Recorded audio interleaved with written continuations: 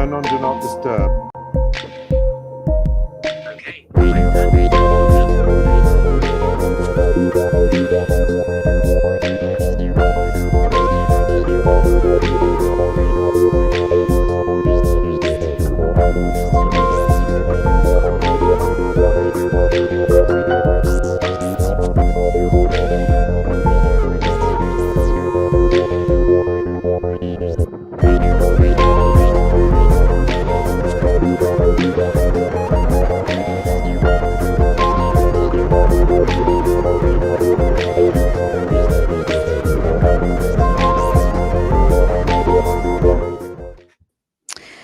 Hello and welcome back to the Electronic Intifada's live stream for Wednesday, July 31st. Thank you for tuning in. I'm Nora Barrows-Friedman with my colleagues Ali Abunimah, Jon Elmer, Asa Winstanley, and Tamara Nassar. It's day 299 of Israel's genocide in Gaza.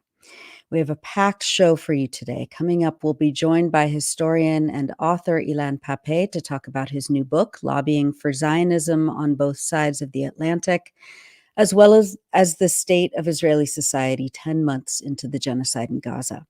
We'll also have a discussion with our contributor Donya Abu Sitta in Gaza. I'll have a summary of some of the latest news developments, and later on in the program, of course, Jon Elmer will analyze the latest resistance news across multiple fronts in Gaza, the West Bank and Lebanon.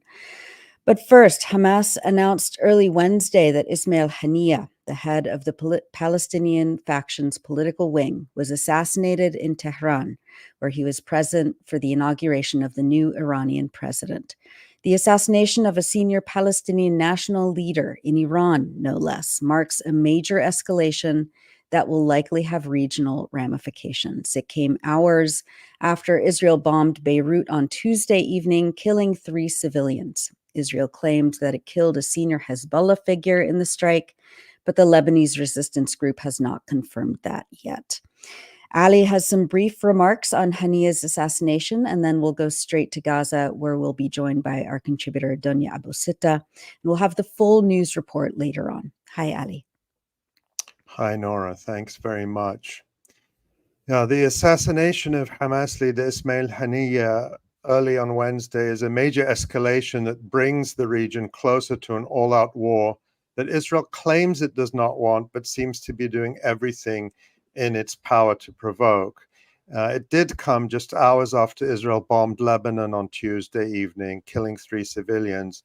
Israel claimed that it was targeting Fuad Shukr, Hezbollah's most senior military official in that strike, but the Lebanese resistance movement has, as of yet, not issued any statement on it. In keeping with its standard practice, Israel has refused to make any official comment on the assassination of Ismail Haniyeh in Tehran, where he was attending the inauguration of Iran's newly elected president. But at least one Israeli official, Culture Minister Avichai Eliyahu, celebrated the killing, posting on X, formerly Twitter, that, quote, "This is the right way to clean the world from this filth. No more imaginary peace, surrender agreements, no more mercy for these sons of death," Eliyahu added.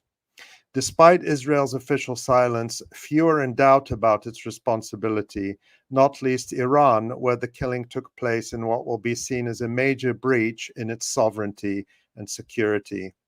The criminal terrorist Zionist regime martyred our dear guest in our territory and has caused our grief, but it has also prepared the ground for a severe punishment, Ayatollah Ali Khamenei, Iran's supreme leader, said. Iran's Islamic Revolutionary Guard Corps said that Haniyeh was killed along with his bodyguard in the residence where they were staying. It added that the attack is under investigation and that details will be released later.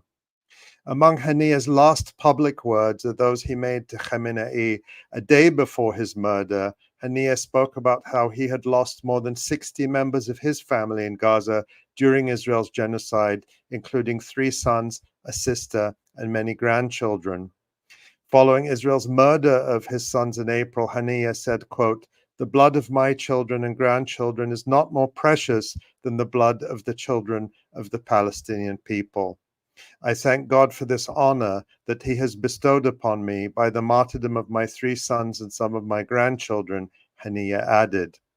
After the news of Ismail Haniyeh's murder, his eldest son Abdussalam said, "We have accustomed ourselves to receive the news of martyrdom like all the sons of our people. We have accustomed ourselves to victory or martyrdom."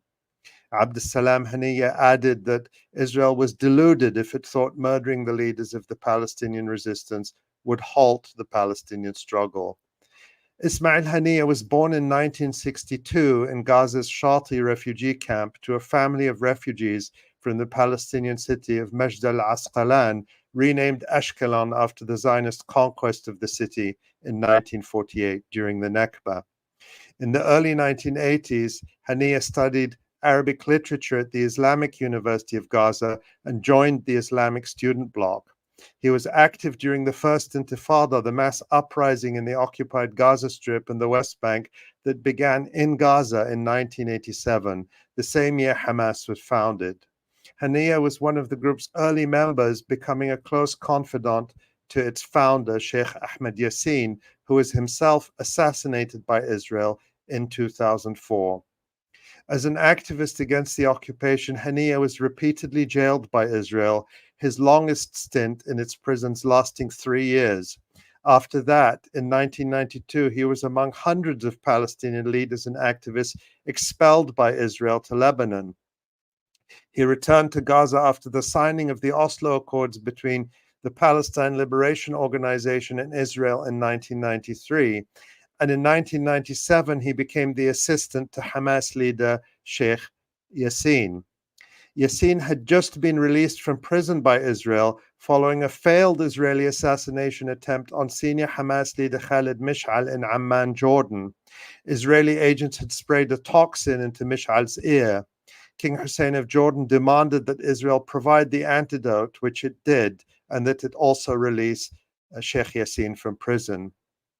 When he returned to Gaza, Haniyeh also returned to his modest family home in Shati refugee camp, the house he was born and raised in.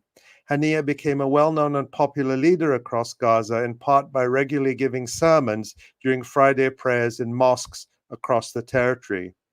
In 2006, following Hamas's victory in Palestinian Authority legislative elections in the occupied West Bank and Gaza Strip, Haniyeh became prime minister of a short-lived national unity government. That government was ended by a plot backed by the United States to overthrow Hamas using militias affiliated with its main rival Fatah, which had fully controlled the Palestinian Authority up to that point. The US-backed coup succeeded in the West Bank but failed in Gaza. Haniyeh remained as prime minister in Gaza as Israel imposed a devastating siege on the territory with the support and complicity of the United States, the European Union, some Arab states, and the Palestinian Authority run by Mahmoud Abbas in Ramallah. Haniyeh was known as a conciliator among Palestinian factions, and in 2014 he stepped down as prime minister in Gaza in a fresh attempt to achieve national unity. This followed the signing of an accord with the PLO delegation known as the Shati Agreement, because it was signed in Haniyeh's own house in Shati refugee camp. But the obstacles in the way of unity, principally the Palestinian Authority's insistence on maintaining its collaboration with Israel and objections from the PA's foreign sponsors, torpedoed every attempt to overcome the divide. In May 2017, Haniyeh was elected head of the Politburo of Hamas, succeeding Khalid Mish'al. This coincided with Hamas's launch of a new political charter that affirmed the group's independence from the Muslim Brotherhood. The document indicated Hamas's readiness to accept a Palestinian state within the 1967 boundaries. The new charter stated that, quote, "The conflict is with the Zionist project, not with the Jews because of their religion. Hamas does not wage a struggle against the Jews because they are Jewish, but wages a struggle against the Zionists who occupy Palestine. Yet it is the Zionists who constantly identify Judaism and the Jews with their own colonial project and a legal entity," end quote. The document also stated that resistance, including armed resistance, is a legitimate right guaranteed by international law. but it also signaled that armed resistance was a means to an end, and that if those ends, Palestinian liberation and self-determination, could be achieved by politics, Hamas was ready for that. Hamas had hoped that these far-reaching concessions and political overtures would gain it admission to the international political arena in a manner similar to the Irish Republican movement Sinn Féin and its associated armed wing, the IRA. Hamas also supported the mass civilian protests in Gaza in 2018, known as the Great March of Return, an effort to win international support and pressure on Israel to end the siege of Gaza. Israel responded by sending military snipers to murder and maim thousands of unarmed civilians. Met with adamant rejectionism from Israel and the United States to all its political overtures, Hamas was given no option but continued an escalating armed resistance, culminating in the Al-Aqsa flood operation of October 7th, 2023. With his assumption of the role as Hamas's top leader, Haniyeh relocated from Gaza to Doha. From the Qatari capital, he could conduct international diplomacy and negotiations, including a central role in the so far unsuccessful efforts to achieve an end to Israel's genocidal war in Gaza and a mutual exchange of detainees. Following the murder of Haniyeh, Israel reaffirmed that it still seeks a deal to free its captives in Gaza, a perverse and cynical statement after it almost certainly murdered its chief Palestinian interlocutor. Haniyeh was seen by Palestinians as a major and popular national leader and had gained widespread international recognition. He was an interlocutor with major world capitals, including Moscow, Beijing, and Ankara, and had visited some of them. An opinion poll in the West Bank and Gaza Strip in March, 6 months into Israel's genocide, showed him winning 70% of the vote in a potential matchup against Palestinian Authority leader Mahmoud Abbas. After the January assassination of Saleh al-Aruri, a senior Hamas leader in Beirut and also a key negotiator in ceasefire talks, an act also widely attributed to Israel, Haniyeh stated, quote, "A movement that offers its leaders and founders as martyrs for the dignity of our people and our nation will never be defeated, and such assassinations only make it stronger, more resilient, and more determined." Thank you so much for that, Ali. And we'll have more on the events over the last, 18 hours with our guest Ilan Pappé coming up. But first, we wanted to bring in our contributor, Donya Abu Sitta, live from Gaza. Donya, are you there? Yes, I'm here. Oh, good. It's so good to see you, Donya. Hello, Donya. Hello. Can you talk about the last few days in Gaza? I know that you published a story with us just in the last few days. Tell us about what you've been reporting on and what has been happening around you where you are. Okay. At the first, I see if I said I'm fine, I'm lying. For the first time, I'll see I'm not fine. Not just me, but all people in Gaza Strip. Children, youth, adults, women, and men. All people in Gaza Strip are not okay. Yes, we didn't kill yet, but we didn't live also. I'm thankful for everyone who watches this live stream now or later, and I miss you all from my live stream on May 1. Did you know that I tried to rebuild my life after that live stream? But is it easy to rebuild your life from 0 point? Surely not. I didn't rebuild my life yet, but I hope to do that after the war and if I'm still alive. So please pray for all people in Gaza Strip. After that life, I returned to my city Khan Younis, which is a good thing. But there is no water source, no electricity, no good food, just canned food, no homes, just tents. The situation is a catastrophe. The situation is a catastrophe. As you see, days ago, the army told people in many areas of Khan Younis to evacuate it again to Al-Mawasi area. But the question is, Al-Mawasi area is a safe place. Is it a humanitarian area? Surely not. There are many massacres in Al-Mawasi area where people live in tents with suffer with water, food, and weather. We are in summer season and the temperatures is more than 30. You feel like you are in open, not in tent. There is no safe place in a Gaza Strip and especially in Khan Yunis. Let's zoom into each area. For example, eastern area of Khan Yunis. Yesterday, the Israeli army withdrew from eastern area of Khan Yunis. After a week, 300 Palestinians were killed on the roads, and more than 200 Palestinians were missing. And the Israeli forces bombed 31 inhabited houses. As a person who lived in the eastern area said, the main reason for these invasions is that the people in this area worked hard on lighting public streets, and the water began be available for all people in this area. So this made the occupation angry. So Israel army decided to destroy everything they rebuilt.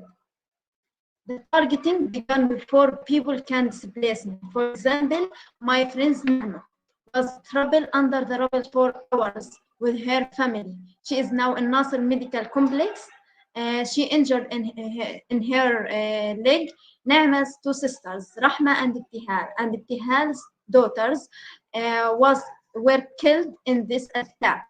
Nahma now is psychologically tired. Is this the life we deserve?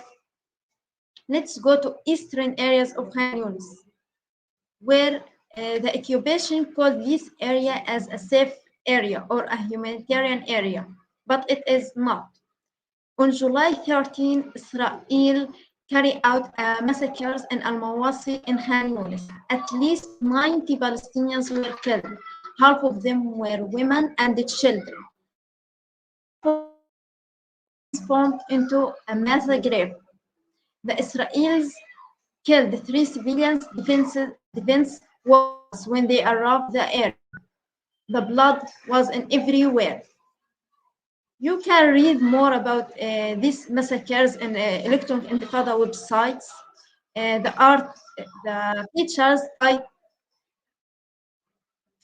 features titled "Shelters in a Safe Zone." Is this life we deserve? This is, and in your opinion, this is a safe zone or it is a humanitarian area? Surely not.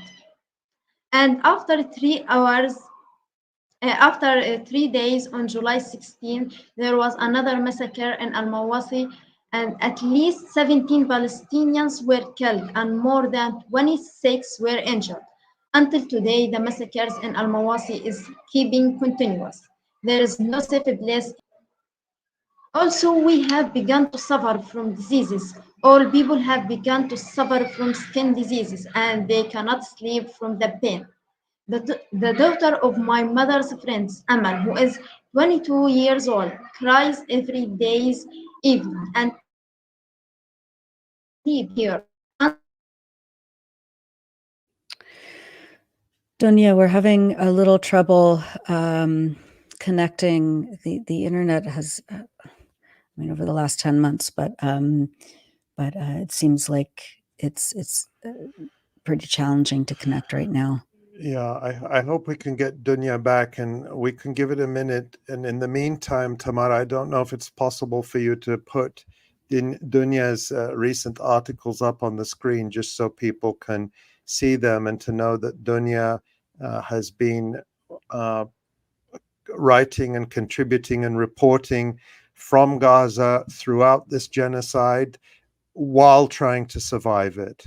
And that's the case with all of our contributors from Gaza, who we always want to try to hear from in person when we can. But since it's so difficult most of the time, don't forget that their work, that they do at incredible personal difficulty, is published on the Electronic Intifada every day.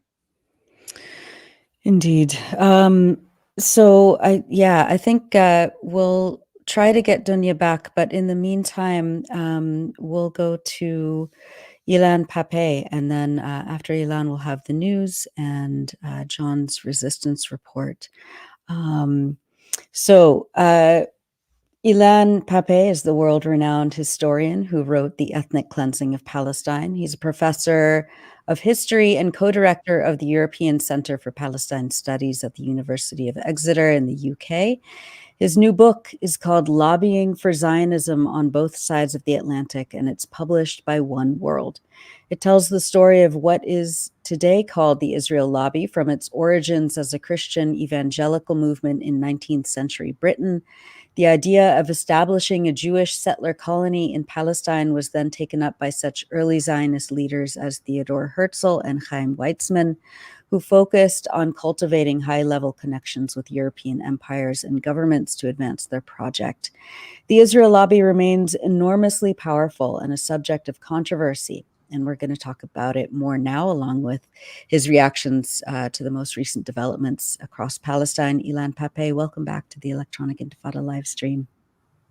Thank you so much for having me again. It's always a pleasure to be on this platform. Thank you. Thank you, Ilan. I think I wish that we had happier things to talk about, and we're going to talk about your incredible new book. But before that, we want to get your reaction to a couple of things in the news, starting first of all with the assassination of Ismail Haniyeh, the leader of the Politburo of Hamas in Iran this morning. Israel has refused to comment. Do you think there's any doubt who did it? No, I don't think so. And listening to Israeli media, I always remember, Ali, you saying that Israelis think that Hebrew is a secret language that nobody understands. So listening to their discussions with people they talk to who are very close to the policymakers and so on, it's very clear that Israel is behind that assassination. And what do you think Israel, tell us as a historian about Israel's history of using assassination, in fact, the Zionist movement's history of assassination, because it predates the state of Israel. What is it supposed to achieve in the minds of the Zionist rulers, and what has been the result in reality? Yeah. First of all, you're right. It started long before. I think that the kind of the early decisions to try and target personally Palestinian political leaders, intellectuals, journalists goes back to the 1930s. The first program we have historically is back from 1946. This was a very specific program with names of people the Israelis thought, the Zionists at the time before Israel, thought were leading intellectuals and political figures in the Palestinian society, and they were listed as targets for assassination. And then, as we know, this continued to be the pattern. Now, what is behind it? I think there are two kind of frameworks that the Israelis are using here that shows the Orientalist, colonialist perception of the Palestinians.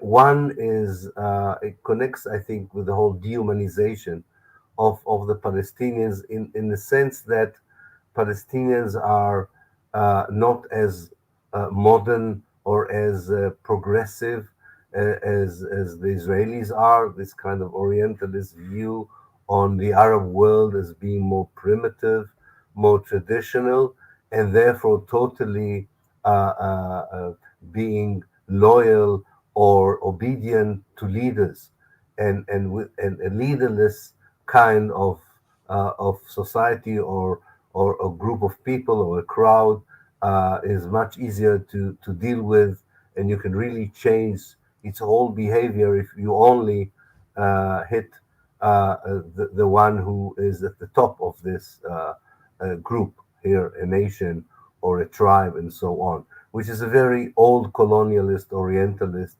view on Arab societies and on Western societies. this is one, well, I call it framework. Maybe one should call it one impulse. One impulse is kind of this orientalist slash colonialist.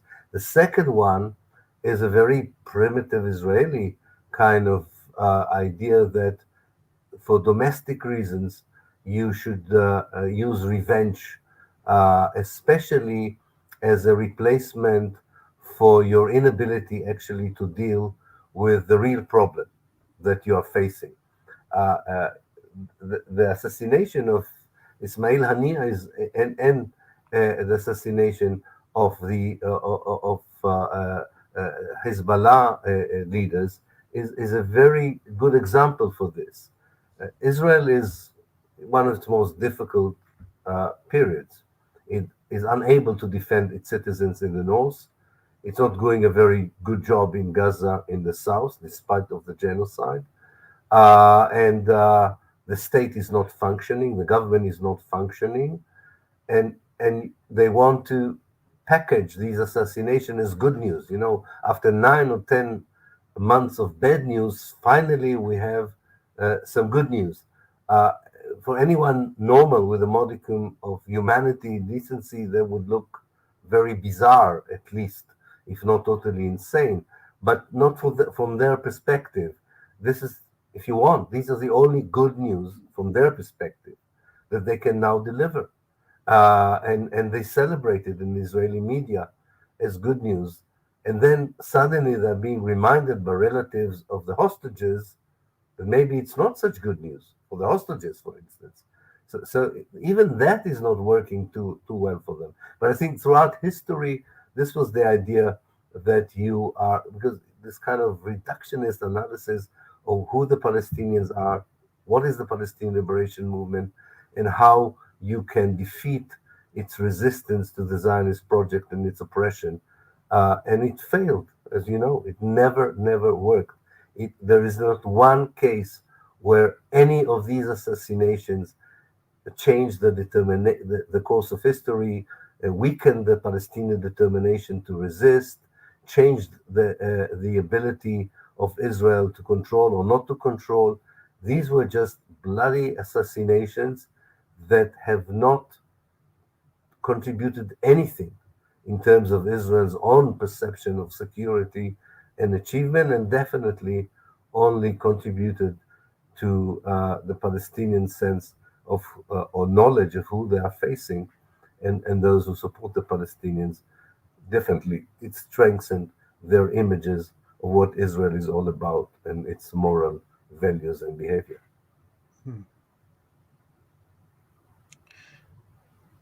So, Ilan, we may come back to this theme of Israeli morality, I think several times in this discussion, but we also wanted to ask you about another, each day now seems like it's a month in terms of so much happening, but it was just this week, believe it or not, that we saw these extraordinary, horrifying scenes in Israel. On Monday, Israeli military police attempted to arrest 9 soldiers suspected of a brutal and sustained sexual torture of a Palestinian detainee in the notorious Sde Teman torture camp.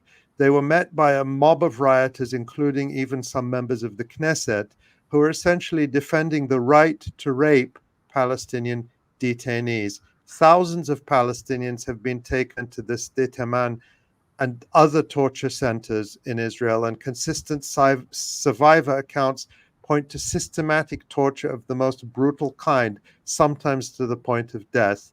And there's been absolutely no accountability for this. In this particular case, the Israeli newspaper Haaretz reports that the sexual torture and rape was so severe that the Palestinian detainee suffered from a ruptured bowel, a severe injury to his anus, lung damage, and broken ribs, and required surgery. This apparently upset many Israelis who think that torturing Palestinians is perfectly fine, but providing them with medical care is not.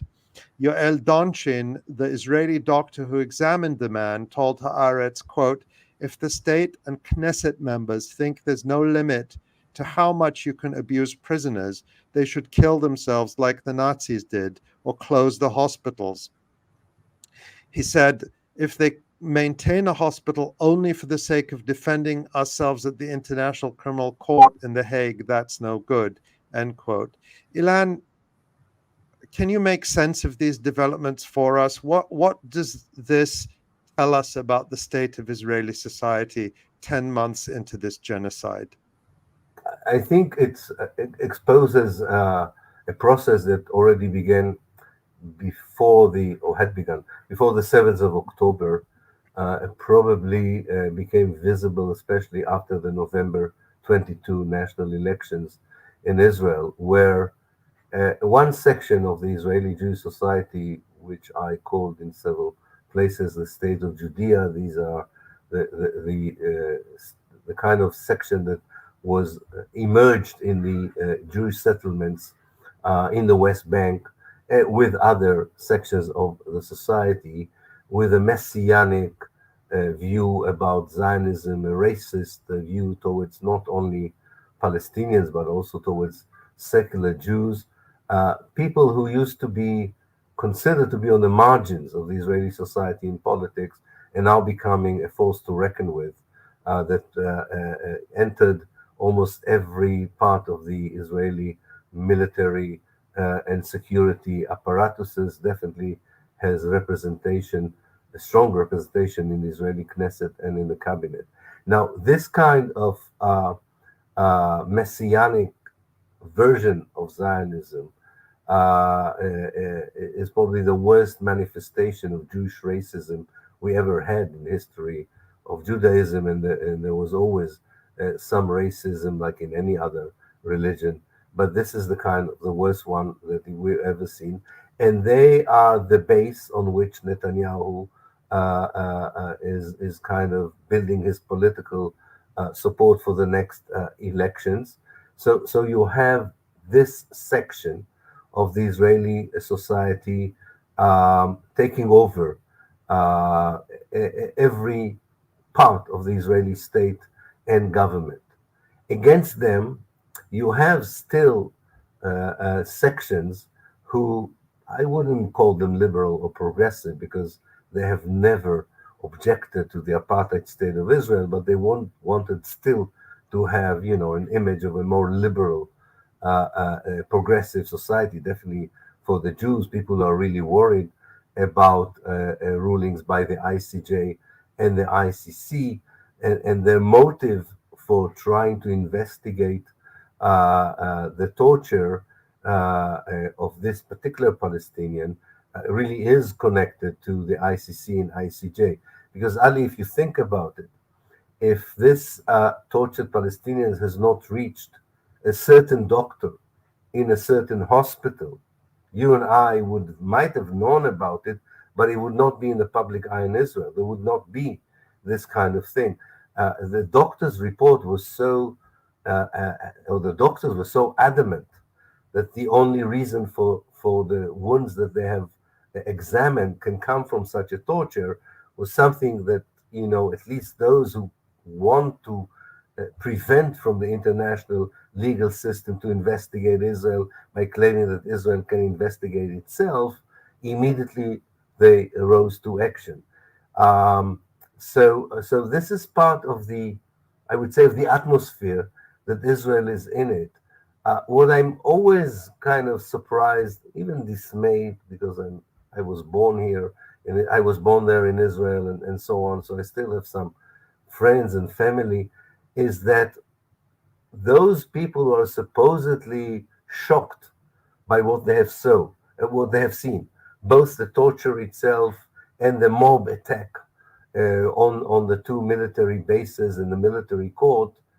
If you try to have an educated conversation with them and say, do you understand why it's happening? Do you understand the historical context, the moral context? You won't get very far. They would say, yes, we have these horrible people, but this doesn't say anything about Zionism. It doesn't even say anything of our right to genocide in Gaza, to torture people in Sde Teman. It just means that we can't be that excessive, and we don't like these other people anyway, because they're also our enemies. But it's not a conversation you can have about what is the source of this kind of behavior. And that is, saddens me, because it really means that we cannot anticipate a significant change from within the Israeli Jewish society in the near future. Oh, yeah. And that time is long overdue. Ilan, let's turn to your book, Lobbying for Zionism on Both Sides of the Atlantic, which just came out. Congratulations. You weave storytelling and analysis in such a compelling way, as you do in all of your books. Early on, you observed that, quote, in the 20th century, the primary driver of lobbying was to ensure support and legitimacy for the colonization of Palestine throughout the British Mandatory period, 1918 to 1948. This required tremendous amounts of advocacy and lobbying of all persuasions. You go on to say, quote, but the logic of lobbying turned into a conundrum in the 21st century. Why does Israel still lobby for its legitimacy more than 75 years after its establishment, especially given its objective political and economic power? You point out that the, quote, resources thrown into courting world powers and silencing dissent have only increased since Israel appeared on the map. In a nutshell, how did you approach answering this conundrum, and what are the goals of the Israel lobby? Yeah, definitely. When I look at it as a conundrum, I also think about the fact that this is an ongoing effort for more than 100 years, that the main reason that it continues is because it doesn't solve the conundrum. Had the conundrum been solved, there was no need for so much effort, and as you said rightly, for increasing all the time the efforts. And I think that it shows you that this whole idea of Zionism, as it emerged eventually as a practical project, I'm not talking about early ideas and vision and imaginations, but once it unfolded as a project of displacement of Palestinians and their replacement by Jewish settlers under the umbrella of the British mandate, it became very clear, first of all, to the leaders of Zionism, and then to those who support it, that there is a real problem there in defending this particular project of colonization. First of all, because of its historical timing. It came at a time where more and more people around the world were actually thinking about decolonization rather than colonization, where human rights kind of agendas became more, people were more familiar with. Information flew more than a century before about what was going on in certain places. And another problem was that your own people, so to speak, that is, members of Jewish communities around the world, Christians around the world, and whether you thought that socialists should support you or liberals should support you, among all these places, the moment even a sliver of the reality was known, questions were asked about the legitimacy and validity of this project. So I think especially the historical timing and the fact that people already knew and had a different, maybe, moral positions towards colonialism meant that you need to use a lot of power, money, intimidation to make sure that this project is supported, and that anyone who has, a modicum of decency in them and would be against it would be silenced, defamed in a way that would make sure that the project would continue. The last thing I would say about it, that it was an evolving project. And that's one thing that why the lobby needed to be perfected all the time. Zionism could not fulfill all its ambition very early on in terms of capacity, circumstances. It needed to take more territory. And when it took more territory of historical Palestine, it faced more Palestinians under its rule. And its brutal actions against Palestinians created the Palestinian resistance movement. And they haven't been able to solve the problem in its entirety from their perspective. And the use of more power in order to deal with the completeness, if you want, of the Zionist project led to more questions asked, not about a certain policy, but about the validity of the project itself. So it is a kind of understanding by the people themselves who do all these things in the name of Zionism that there is a problem, not because they morally think there is a problem, maybe, but because they understand that a lot of people, they would like to support the project, and maybe they think they need them to support the project, might have these problems with it. So you have all the time to be engaged with it, with validation and invalidation of those who reject the project and criticize and expose it for what it is. Mm. Ilan, it's really, congratulations. It's really a tremendous book, and it's such a, it's hard to use the word pleasure in the context of so much misery and sadness and horror, but it is a pleasure to read a book and learn new things, even about a topic that one feels they know a lot about. And I've been learning something new with almost every page in your book. And one of the slightly amusing things about is how Theodor Herzl, who is often thought of as the founder of the, let's call it the practical Zionist movement, as to use your term, was himself not interested and quite horrified about the idea of going to Palestine. He didn't even want to visit, but he did travel around trying to win support for Zionism.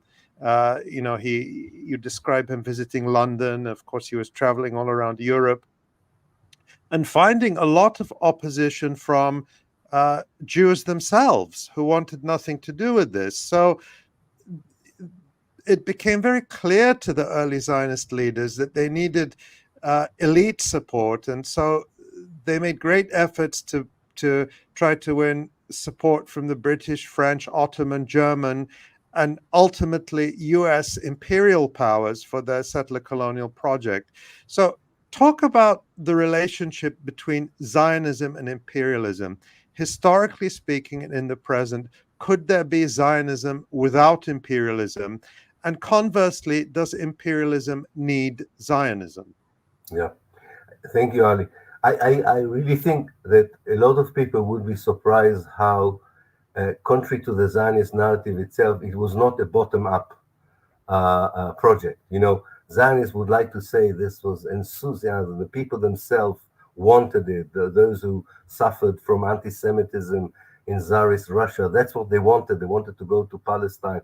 It was a very it's kind of a project that had been devised from the leadership and manipulated people to believe that this is their destiny, but it was by no means a popular movement, and that's very important to remember. If you look at the Jews who were suffering from anti-Semitism when Romantic nationalism took over the Russian Empire in the second half of the 19th century, most of them wanted to go to Britain and the United States. And in fact, what Theodor Herzl offered Britain and the United States is a project that the anti-Semites in Britain and the United States liked very much, namely that these Jews would not come to Britain and the United States, but would rather go to Palestine. And for British imperialists, this was not just a way of preventing poor Jews, some of them they suspect of being socialists, coming to London, but you can use these Jews to extend the British Empire, expand the British Empire over the former territories that belonged to the Ottoman Empire. And so I think from the very beginning, the Zionist lobby understood that in order to have a foothold in Palestine, you have to convince the empire of the day, and this is Britain until 1948, and the empire of tomorrow, which will be the United States, that having a Jewish Palestine is in their imperial interests. Now, what worked in the case of Britain was an interesting combination, and they were very effective, these Zionist lobbies, in understanding how actually religious part of British imperialism was, namely that there was a strong evangelical Christian base to British imperialism that a lot of historians of British imperialism have missed in their books. I couldn't find any book that really understood it to the very to this level that I think I did bring it in my book, that this was kind of a combination by people who wanted not only to sustain the British Empire, but to increase its power, but also in the case of Palestine, adding this theological part of it by saying that, you know, a British presence in Palestine and a Jewish British presence in Palestine would precipitate the second coming of the Messiah, the resurrection of the dead, the end of time. People really believed in it, right? I mean, this is not just manipulation. So it was a Christian kind of imperialism together with the more capitalist, if you want, imperialism that made sure that Palestine would be a coveted asset in the eyes of British policymakers after the First World War, which was not so easy to do for two reasons. One, Palestine was not that strategically important for Britain. Actually, before Zionism was very active, Britain was willing to give part of Palestine to the French should the war happen.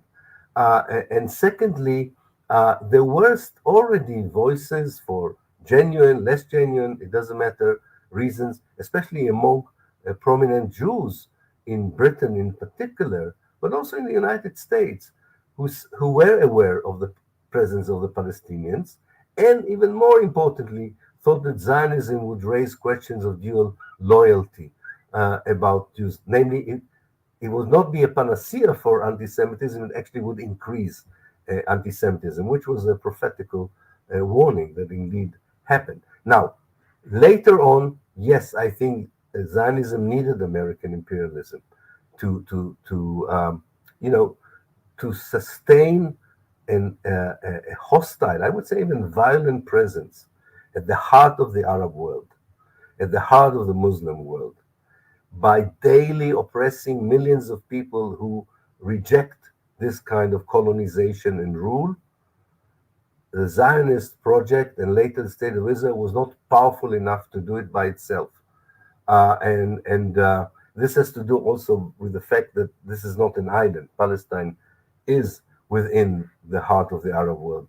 And American imperial, it had to serve American imperialism, and for many years it did, in terms of the oil production in the Middle East, in terms of the arms industry that was looking for markets, in terms of the Cold War, and then after the Cold War, making sure that there is no challenge to American domination in the area. So historically, I would say that without imperialism, first British, then American, there would be very little chance for the Zionist project to survive, which shows you what kind of an alliance the Palestinians were facing, who were mostly pastoral people, many of them living in rural areas. I mean, they were facing a global imperialist alliance that targeted their homeland as something that has to be uprooted and replaced. Now, you ask about the future. I think that the main problem for Israel today, that from an imperialist point of view, even from a capitalist point of view, it is not anymore the asset that it was. It's not.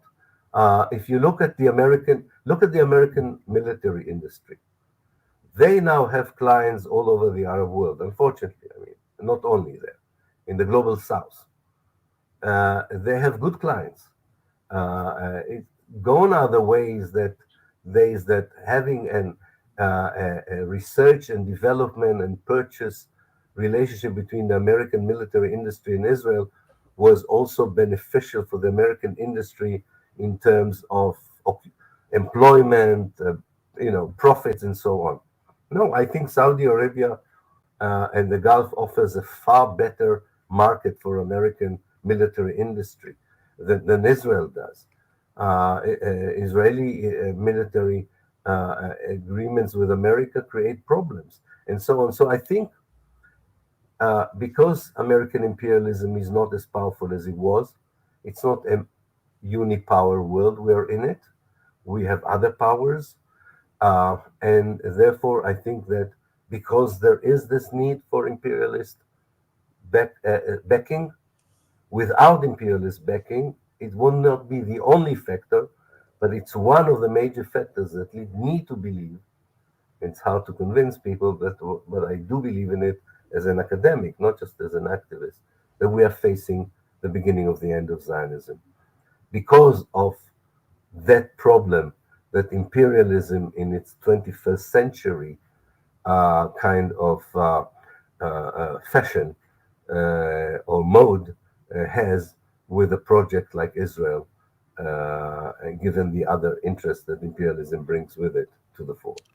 It's really, as you're speaking, Ilan, I'm really thinking about the historical continuity here, because in the book, you talk about how the early Zionist leaders like Herzl, like Chaim Weizmann, the way they marketed the Zionist project to British leaders like Arthur Balfour, who was prime minister and then later became foreign secretary at the time he issued the infamous Balfour Declaration of 1917.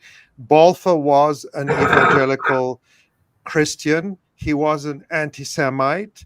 And so the way they marketed the Zionist project to the British Empire was to say, look, instead of all these Russian Jews coming from Tsarist Russia to London and to the UK, to Britain, let's send them to Palestine. We rid you of the so-called Jewish problem. So the Zionists always tried to market themselves as being an asset to the empire. And when you compare that with Netanyahu's grotesque speech in Congress with the 58 standing ovations, albeit with half of the members of Congress choosing to boycott it, he was making a similar pitch. He was saying, our war is your war. Our enemies are your enemies. We are fighting for you. We're on the front line for you.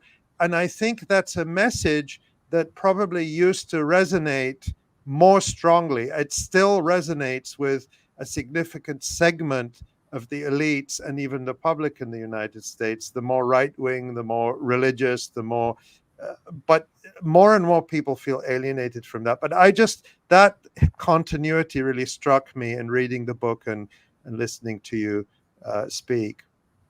Yeah, definitely. I think that the structures, the historical structure in which this lobby is operating, within which this lobby is operating, are really patterns of continuity. You're absolutely right. And it's always the need to market Israel as an asset. But you can also see the problem. It's very difficult to market it as a moral asset. It's easy to market, wasn't that easy, but they were trying to market it as a strategic asset, as an imperial asset, and so on. And then they were faced with a civil society. I don't know exactly when it happened, maybe with the civil rights movement in America, maybe with the student revolutions in the late 60s in France, but we didn't notice, but civil society in the global north became more and more distant, at least important sections in it, became more distant from the foreign policies of their own societies, of their own states. And the lobby, all the kind of weapons or the kit of tools that the lobby had is not fitting, cannot be used properly for dealing with issues that are based on a moral evaluation of foreign policy, that it connects people's fighting against injustice in their own societies with the injustice in Palestine. So I agree that still today, large section in American society would still buy into Netanyahu's narrative that Israel's war against whoever it is Americans' war. But I think it's very difficult to sell it to a generation that is far more knowledgeable because of alternative media, because maybe of visits to the place. And contrary to what people thought, are wishing for politics to be something else from what they see, especially in America, this kind of bribery politics that we have. The more money you have, the better your chances, and all these kinds of things that I don't know who thought that always there will be a young generation that would say, oh, it's fine, we have no problem with it. No, young people have a problem with it. It is true that later on we lose some of that rejection of the cynicism of politics, of the injustice that is incurred in it, but not all of us are losing it. And I think less and less of us are losing it. And that's where I wonder how a lobby that is based on this mafia kind of mentality can deal with it. And I think it won't be able to deal with it in the long run. And this for me is a hopeful sign. Of course, it's powerful enough to prevent the United States to stop the genocide. I want to be very clear about it. And I'm not underestimating the moment we are in history.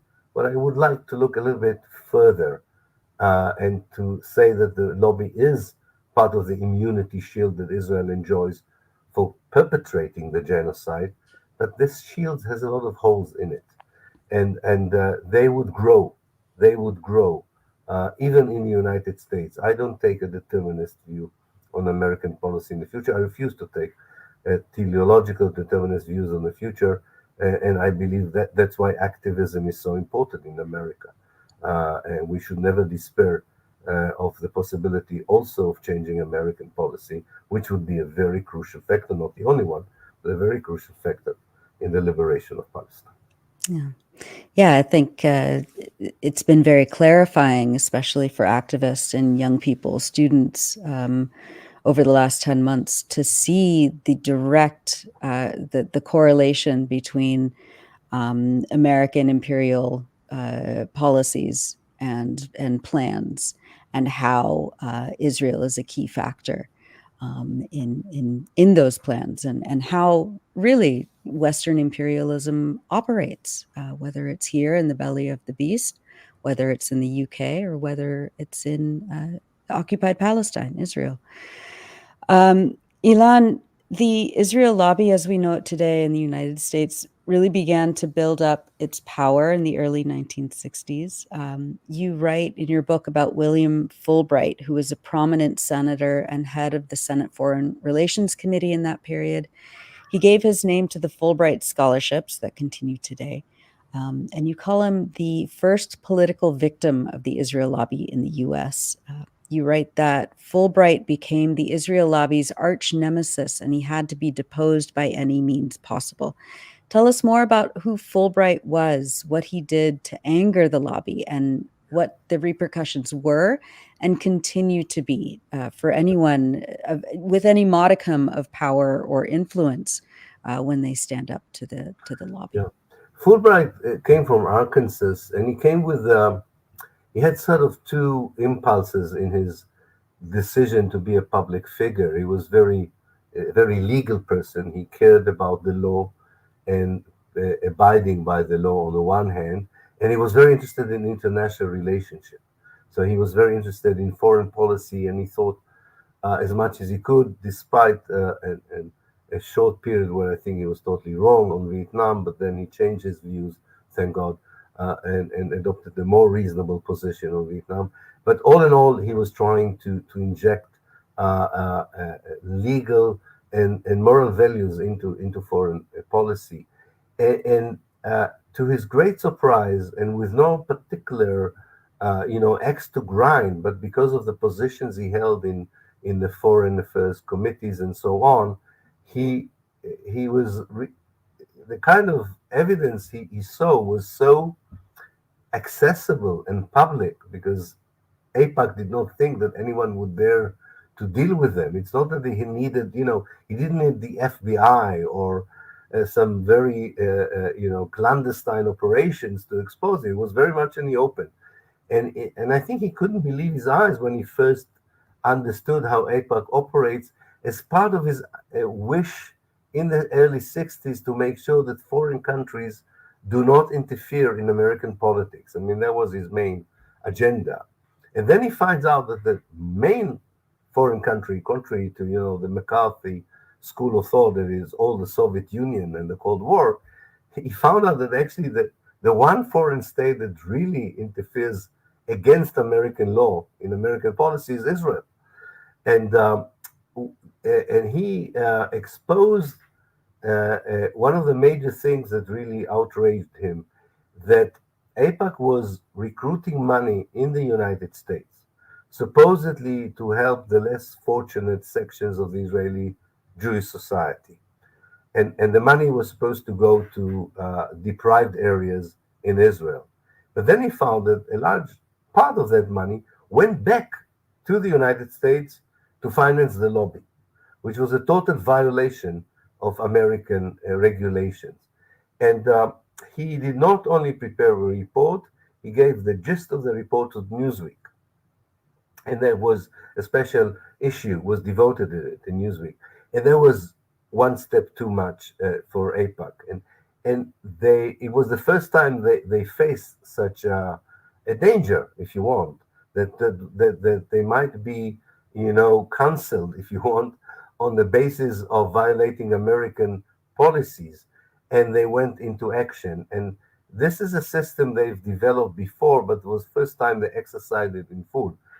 The one way of destroying someone's political career was to go to the rival of that person, to support him in the next elections, and make sure that that guy, that the one you're targeting, is not being re-elected. I bring a quote from Fulbright's own rival in the elections after he was exposed by AIPAC, who says, "The Zionist lobby filled my coffers with money, more money than I ever needed in order to defeat Fulbright in the elections." So it was a model that they would use later with many other cases. Understanding the way American politics work, money is very important for your success of being elected or losing the elections. And but there was something more important, I think, that I bring in the book.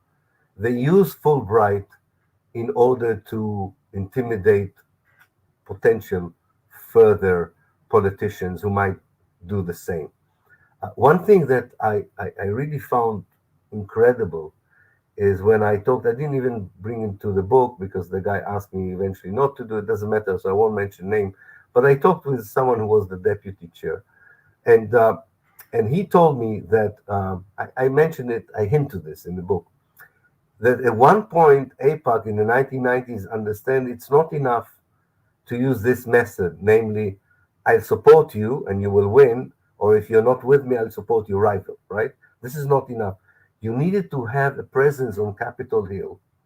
And as he put it, you need to leave the door open of the AIPAC office in Capitol Hill, and every now and then take senators to see someone in that office being reprimanded for not following faithfully the instruction of the lobby. So to make, kind of teach them a lesson. And he said that was intentional policy. We left the door open. We raised our voices. We wanted people to this is, it's frightening. And people who wants to deal with it, especially when there is no counter lobby. There's no someone who will say, "Oh, don't worry, if you don't get the money from them, I'll give you the money." Or what people say, as some brave politicians said, "I don't care.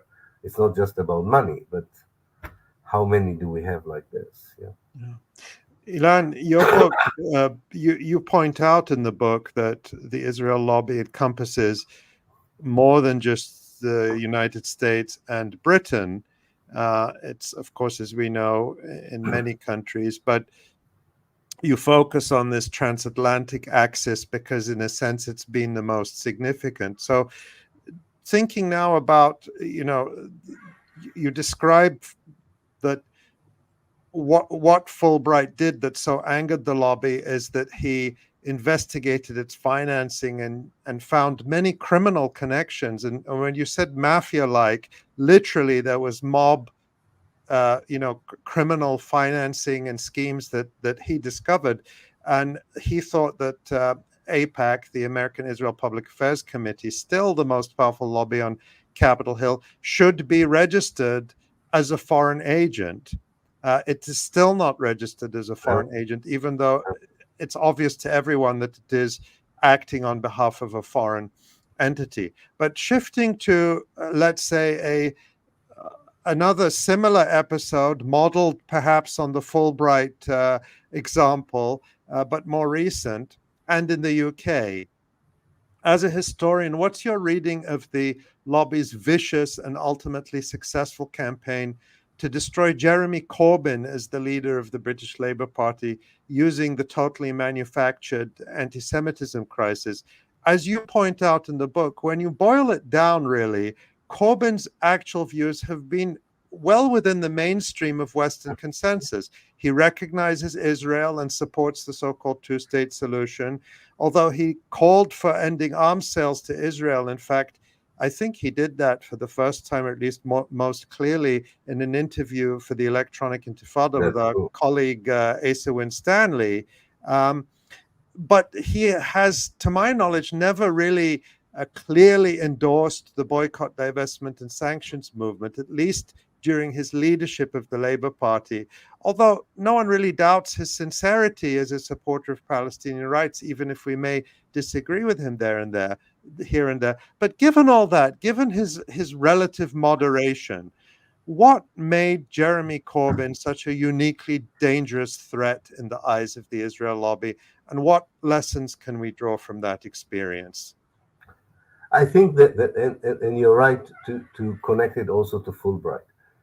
The lobby has to prove its power. And in order to prove its power, the target is not necessarily someone who can really endanger, if you want, the interests of Israel necessarily. And I fully agree with you. Jeremy Corbyn views, by the way, correspondent to center-left ideas in Israel itself. It's not as if he joined a particularly anti-Zionist movement.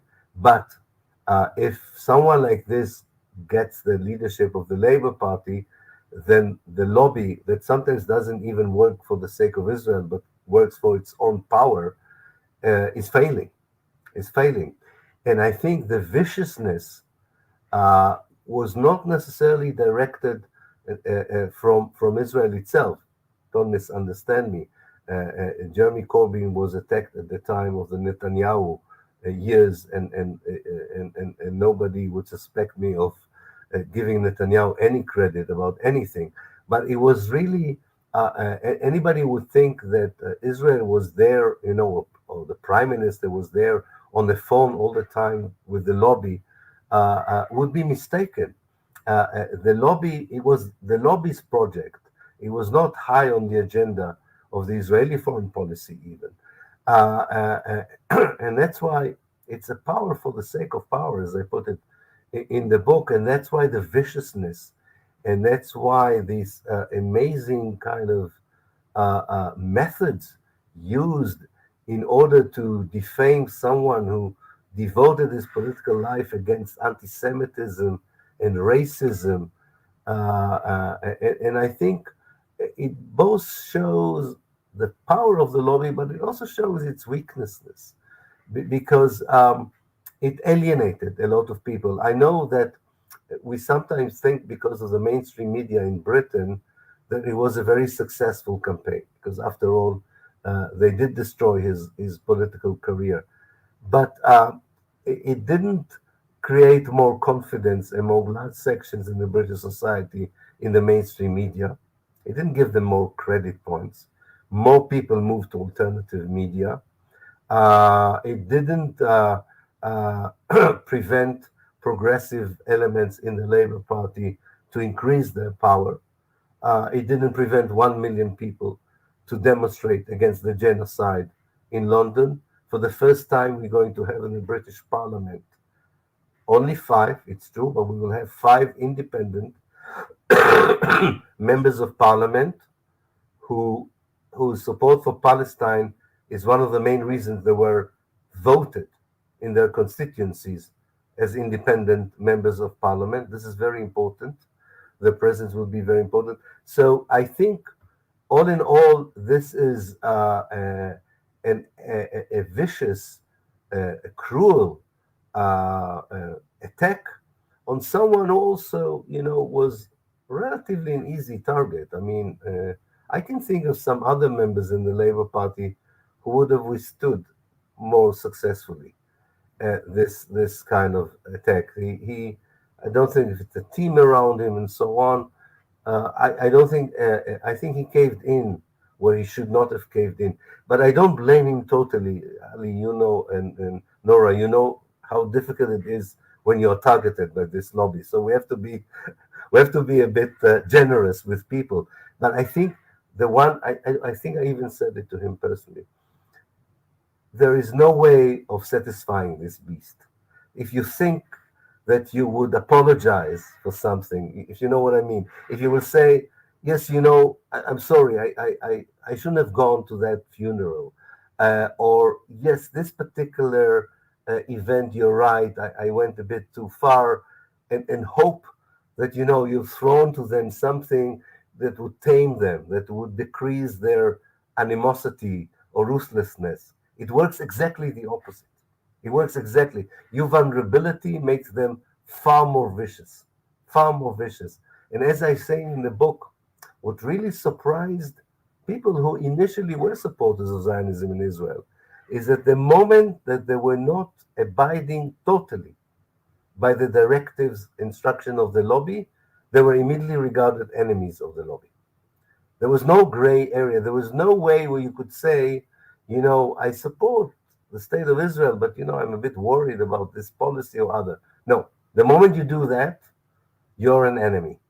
Again, this would, in the future, work against them. This would work against them. But I think that is part of what I feel about the Corbyn story, that it was manipulative. The mainstream media should be ashamed in the role it played. Keith Starmer should be ashamed in the role he played in this. But I'm an historian, and I think we are seeing the second ripples, if you want, of this. And they are far more positive for the struggle for Palestine than the first one. This is not going to be a positive action in the long run. It looked successful, but I think it created a far stronger presence for pro-Palestinian position in the parliament than was before, and this will grow. This will grow. I'm really sure about that, and I think people would be less frightened and intimidated by the lobby in the future because of that. Ilan, we have just a few questions left, but let's talk about kind of some of the bigger picture, especially just over the last 10 months. How have the events of October 7th and the genocide and everything since then changed your assessment in how you see the lobby's role and Israel's situation more generally? I think the lobby is now facing a reality for which it has some tools in its kit it can use, but it doesn't have other tools because it never had these tools to deal with some part of that reality. And I'll explain what I mean. I think somewhere in the last 10 or 15 years, the gap between what politics means to political and economic elites and what politics means to large sections in the civil society, the gap between these two understanding what politics is all about is widening. all the time is widening. And Palestine is a very symbolic part of it. And the lobby can only be identifying itself and can only work in tandem with the politics from above, of the economic elite, of the political elite, and has very little to offer to those in the civil society who question what politics is all about nowadays in 2024. And this includes also policies towards Palestine. I can give you an example from France, actually, to show you the problem of the lobby, which I was really surprised. I happened to be in France between the first round of the elections and the second one. And I launched my book relaunched my book in French, The Ethnic Cleansing, with a new publisher. And hundreds of young people came to the launch. And I was surprised because usually in France, I don't have that kind of audience. It became a rally for the left in the elections. The launch of the ethnic cleansing was a rally before the second round to call upon young people not to sit at home, to pressure the various groups in the left to unite, and to make Palestine a crucial issue in the French elections and the policy towards the genocide. And I think, this is the failure of the French APAC, if you want, that this has become for people who won the elections, one of the reasons that they united, apart from many other issues on the social agenda, what France should look like, should be like, of course, their objection to the fascist right wing. But it was very easy to say, you see, the right wing supports Israel, not surprisingly. So this is one of the many features of fascism. Think about it. One of the main features of fascism in Britain, America, and France is if you support Israel. I don't think we had such a situation before. I don't think we had a situation before where people who are bringing back ideology to politics, after years that we had such low-key politicians, mediocre politicians, it was all about appearance. You couldn't tell the difference with one political party to the other. We're entering a different era again, where ideology plays a role. The moral views of politicians becomes now important again. And in that moral view, and this is the success of the solidarity movement with the Palestinians, I should say, this is a solidarity movement that was working all the time. It was not, kind of passive or inactive. Palestine would be an important part of the discourse between different ideas of what politics should be like, because it epitomizes so much of the differences between that kinds of politics. And this is why I'm hopeful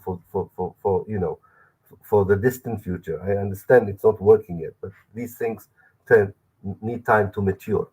But the lobby is part of the kind of politics that a lot of young people around the world, by the way, many of them are Jews, find abhorrent, find that it does not represent them, it's cynical, it's mediocre, it's self-serving, and destructive. And Israel succeeded, in inverted commas, in totally associating itself with these kinds of policies. It is connected to those who support global warming, to those who don't care about poverty, to those who persecute minorities, to those who develop arms instead of developing hospitals. Incredible. If you think about, you read my book and you say how much money they invested in this lobby, and look, what is the image of Israel today in a very important part of humanity, in a very important humanity, not in the political elites, but the political elites are not everything in our human globality.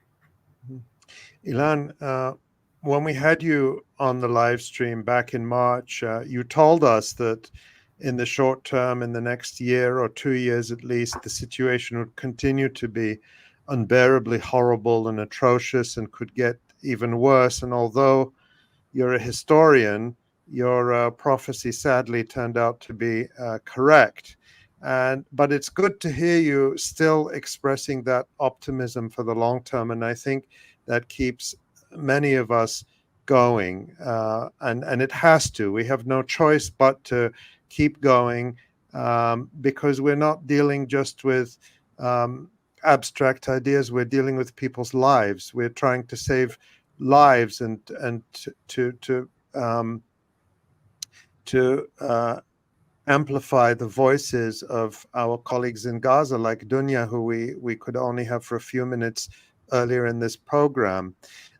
So I just want to say I'm happy to hear you still expressing that sense of optimism, even though we are still in the darkest days and perhaps still to get darker.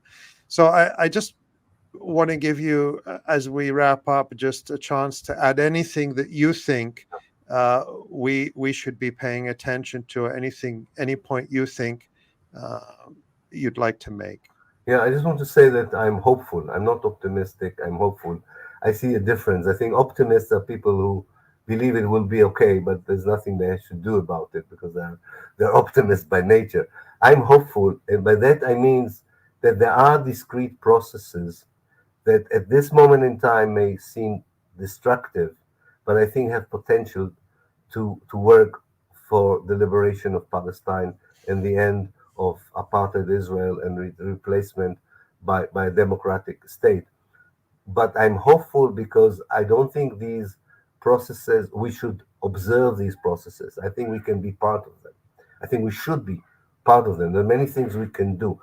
We can't do everything, but there are things that can be done in order to make sure that these processes would eventually fuse together into a transformative force that would change the reality. As an historian, I've seen it in so many places, especially in the era of decolonization.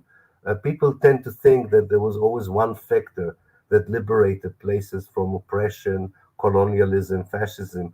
No, usually these were far more complex processes. Some of them people had no control over them, but they worked for their benefit. So I think we should understand that part of the cruelty and the misery and the carnage that we are witnessing is because something is collapsing and crumbling in the very outfit or structure that is causing all this suffering.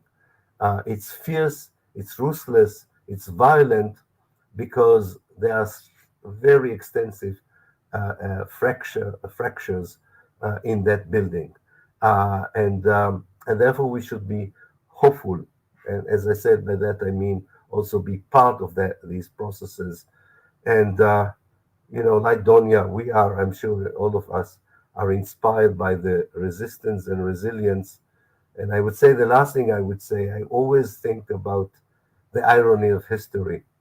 Israel created the Gaza Strip in 1948, and it thought that it found a great solution for hundreds of thousands of Palestinians.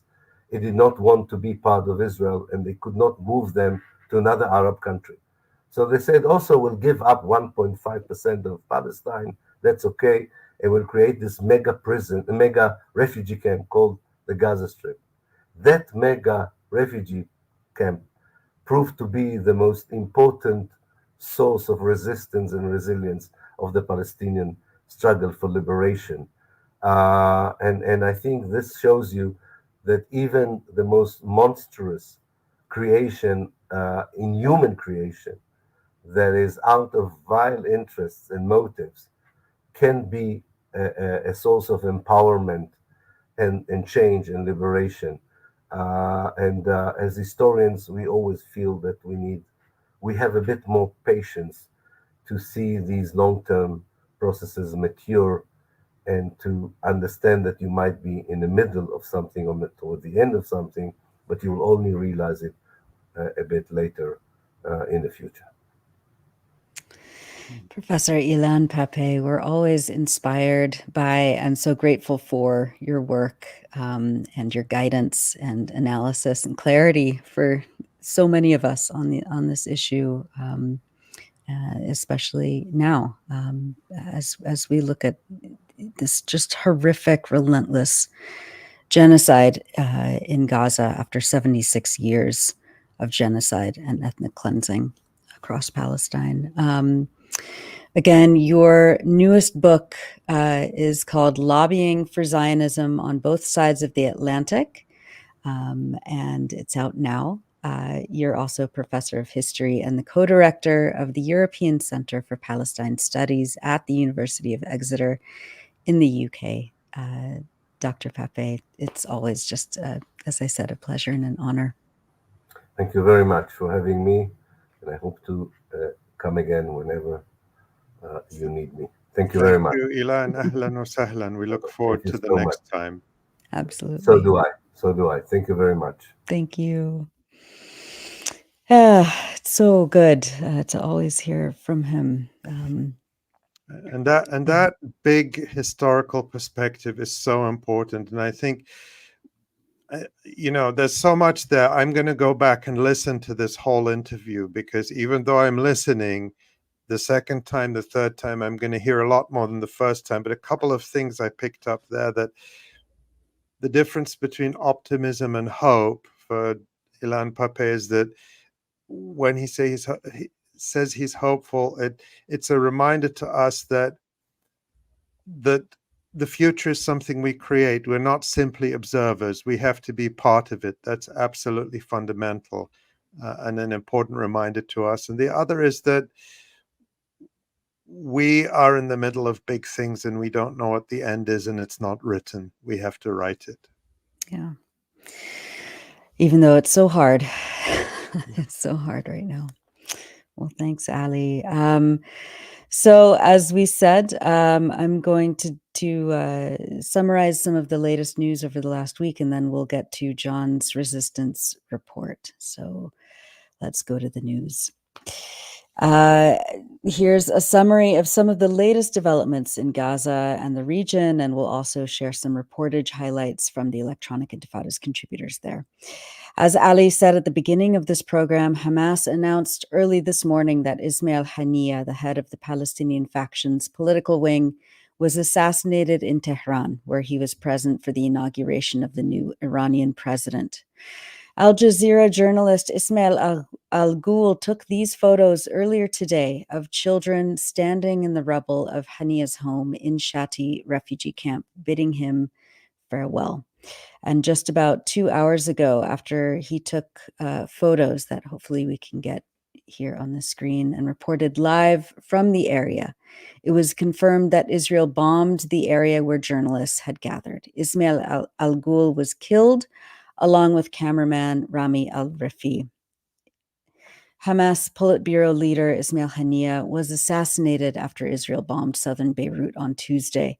Our senior editor, Maureen Claire Murphy, reports that the strike on the southern part of the city was an anticipated retaliation from Tel Aviv after a projectile killed 12 children at a sports field in Majd al-Shams, a city in the Israeli-occupied Syrian Golan Heights, on Saturday. Israel blamed Hezbollah, but the Lebanese resistance group denied having any connection to the deadly blast. The Israeli military claimed that it targeted Fouad Shukr, a senior Hezbollah commander.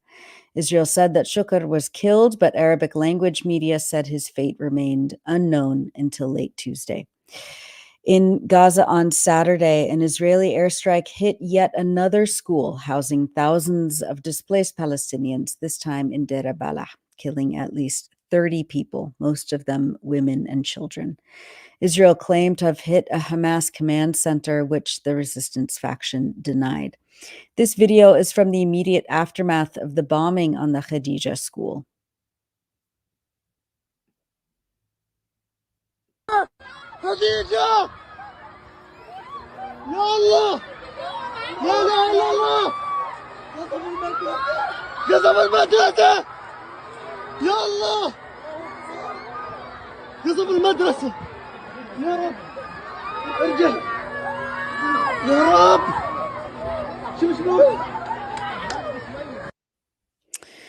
Our senior editor, Maureen Claire Murphy, reported that Saturday's massacre of civilians displaced from their homes came 3 days after Israeli Prime Minister Benjamin Netanyahu boasted during his speech at the U.S. Congress that the offensive in Gaza has, quote, one of the lowest ratios of combatants to non-combatant casualties in the history of urban warfare. Journalists with the Associated Press, quote, saw a dead toddler in an ambulance and bodies covered with blankets. Shattered walls gaped and classrooms were in ruins, the agency added. People searched the rubble strewn with pillows and other signs of habitation. Also on Saturday, nearly 24 Palestinians were killed in Khan Yunis in southern Gaza, according to the health ministry in Gaza, while the Israeli military ordered a new evacuation in part of Al-Mawasi, the coastal area in southern Gaza that it had unilaterally declared a humanitarian zone. Maureen adds that Israel has attacked Al-Mawasi multiple times, and Palestinians, many displaced again and again over the past several months, have been packed into the area with no infrastructure and little resources to support them. Our contributor Abu Bakr Abed recounts the Israeli attack on Khadija Girls' School in Deir al-Balah on Saturday. He writes that the school is next to his home, and from there he was, quote, able to follow what was happening there. But I wish I hadn't been able to, he writes. The things I witnessed will never fade from my mind. Our street turned into a scene of pure terror. I saw a child whose head had been pierced by shrapnel. Both the child and his father were bleeding to death. I saw a baby's head and chest split apart. I saw a man's body full of wounds. I saw a daughter weeping beside her mother. The agony was indescribable. My heart is smashed. Abu Bakr adds that, quote, many people who were wounded could not be rescued. Everyone in the school was searching for their loved ones. I am thankful that my family and I survived, but I do not believe I will survive another attack. He sent us this video of a third rocket hitting the school on Saturday. This is from Abu Bakr.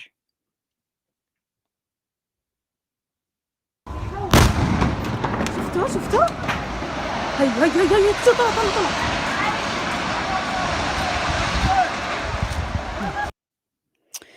That was from Abu Bakr Abed. Khalud Rabah Suleiman, meanwhile, recounted for the Electronic Intifada that the school attacked by Israel on Saturday had been, quote, transformed into a field hospital during the earlier stages of the current genocidal war. She quoted Mohammed Abu Saif, an eyewitness to the immediate aftermath of the carnage. I saw women and men carrying patients who had been injured previously during the war, Mohammed said. These patients were receiving treatment in the school. Now they were being brought to the hospital. The scene inside the school was horrifying. There were body parts in the corridors. It quickly became apparent that most of those killed were women and children.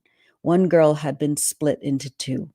Mohammed learned that the wife of his friend had been killed. She had just given birth. Her newborn baby could not be found. As the rescue operation was taking place, a neighbor received a phone call. The caller ordered that the school be evacuated within 10 minutes. Soon afterwards, the school was struck with 2 more missiles. The school was completely destroyed. The Gaza government media office said that most of the wounded were transferred to Al-Aqsa hospital in Khan Yunis, which is only partially functional and had to cope with a new mass casualty influx as a result.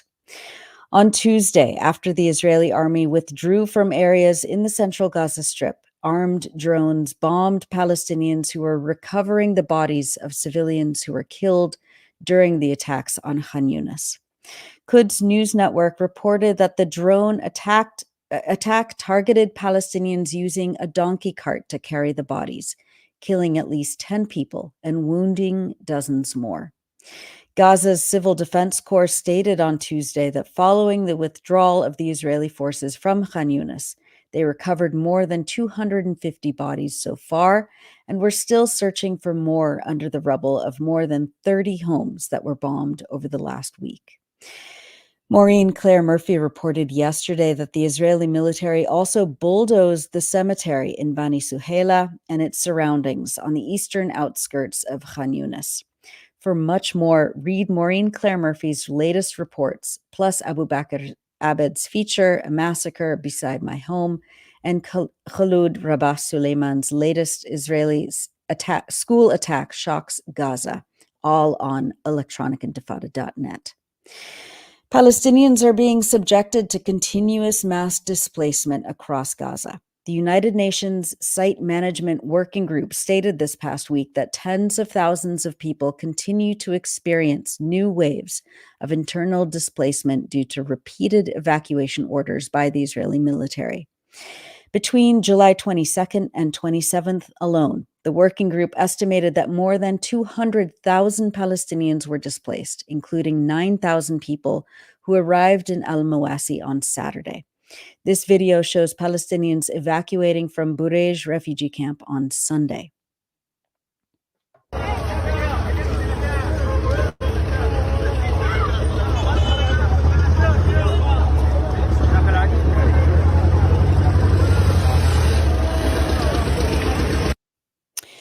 The UN Agency for Palestine Refugees noted that, quote, people in Gaza are exhausted. Almost every day they are forced to flee their makeshift shelters with nowhere safe to go, with 86% of the entire Gaza Strip now under evacuation orders. Philippe Lazzarini, the head of the UN agency, has stated that, quote, every other day the Israeli authorities issue these orders forcing people to flee, creating havoc and panic. Quite often, people have just a few hours to pack whatever they can and start all over again, mostly on foot or on a crowded donkey cart for those who can afford it. A man told our UNRWA teams recently that he was forced to flee twice within 10 hours. People continue to search for safety, the most precious, the most non-existent. Not one of Gaza's 36 hospitals is fully functional anymore. The World Health Organization stated this week that of the 16 partially functional hospitals left in the Gaza Strip, 11 are partially accessible due to insecurity or physical barriers, such as damage to both patient and ambulance entrances and surrounding roads. The WHO added that there have been no functioning hospitals in Rafah for more than 7 weeks, jeopardizing access to health for approximately 20,000 Palestinians who are in the southern governorate. At the same time, the average daily volume of humanitarian aid cargo entering Gaza has decreased by 56% since April, the UN said.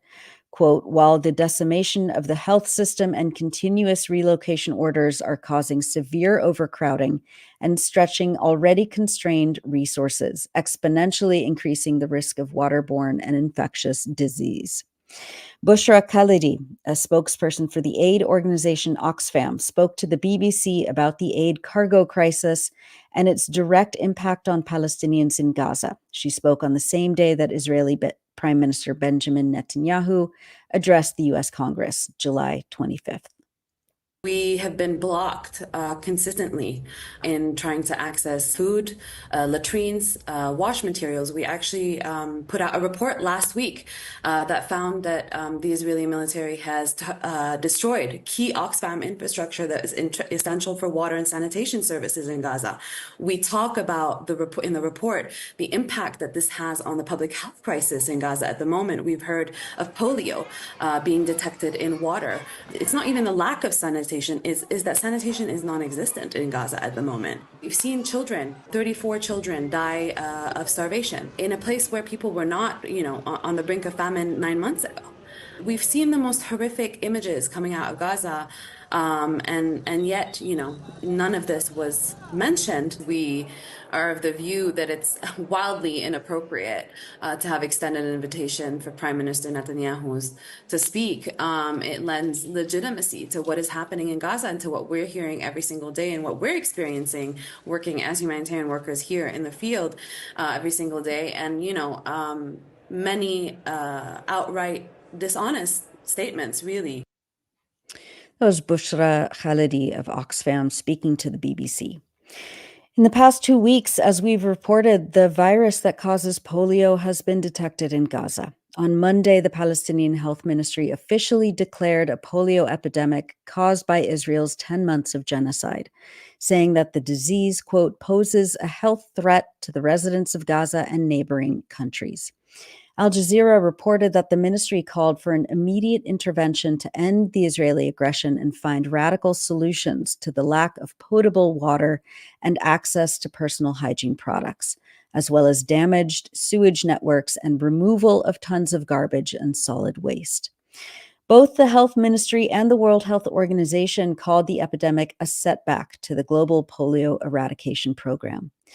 The UN Health Agency said on Tuesday that it was very likely that that polio has infected Palestinians in Gaza. WHO's spokesperson Margaret Harris said that the polio variant spreads due to lack of access to vaccinations. She said, quote, "It's actually a variant that developed originally a long time ago. Wherever we see it pop up, we do a big vaccination response to it, and that usually shuts it down.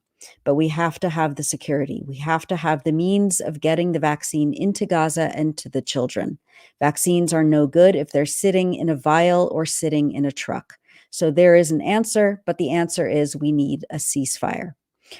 The WHO stated that it is planning on sending more than 1 million polio vaccines to Gaza, and that the vaccines should be administered to children in the coming weeks. That is, if Israel allows access. In addition to the detection of the polio virus, there has been an increase in cases of hepatitis A and other diseases across Gaza. Al Jazeera's Hind Kudari, reporting from Deir al-Balah, said, quote, "This is only the start of the wave of diseases the Gaza Strip is going to face. Palestinians have been living in makeshift tents without any bathrooms, without any hygiene, without access to water, sanitation. Sewage is everywhere," she said.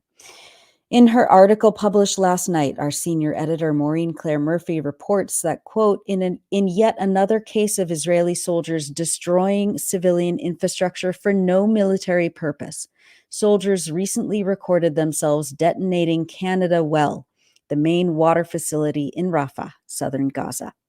The Tel Aviv Daily Haaretz reported on Monday that the facility, quote, "was destroyed last week with the approval of the commander of the soldiers, but without the approval of senior officers." But Maureen adds, that may be just a ploy to deter the scrutiny of international courts from higher-ranking military personnel in a situation where the evidence on the ground indicates that soldiers are ordered to destroy essential infrastructure. Israel has destroyed more than 30 water wells in Khan Yunis and Rafah during the month of July alone.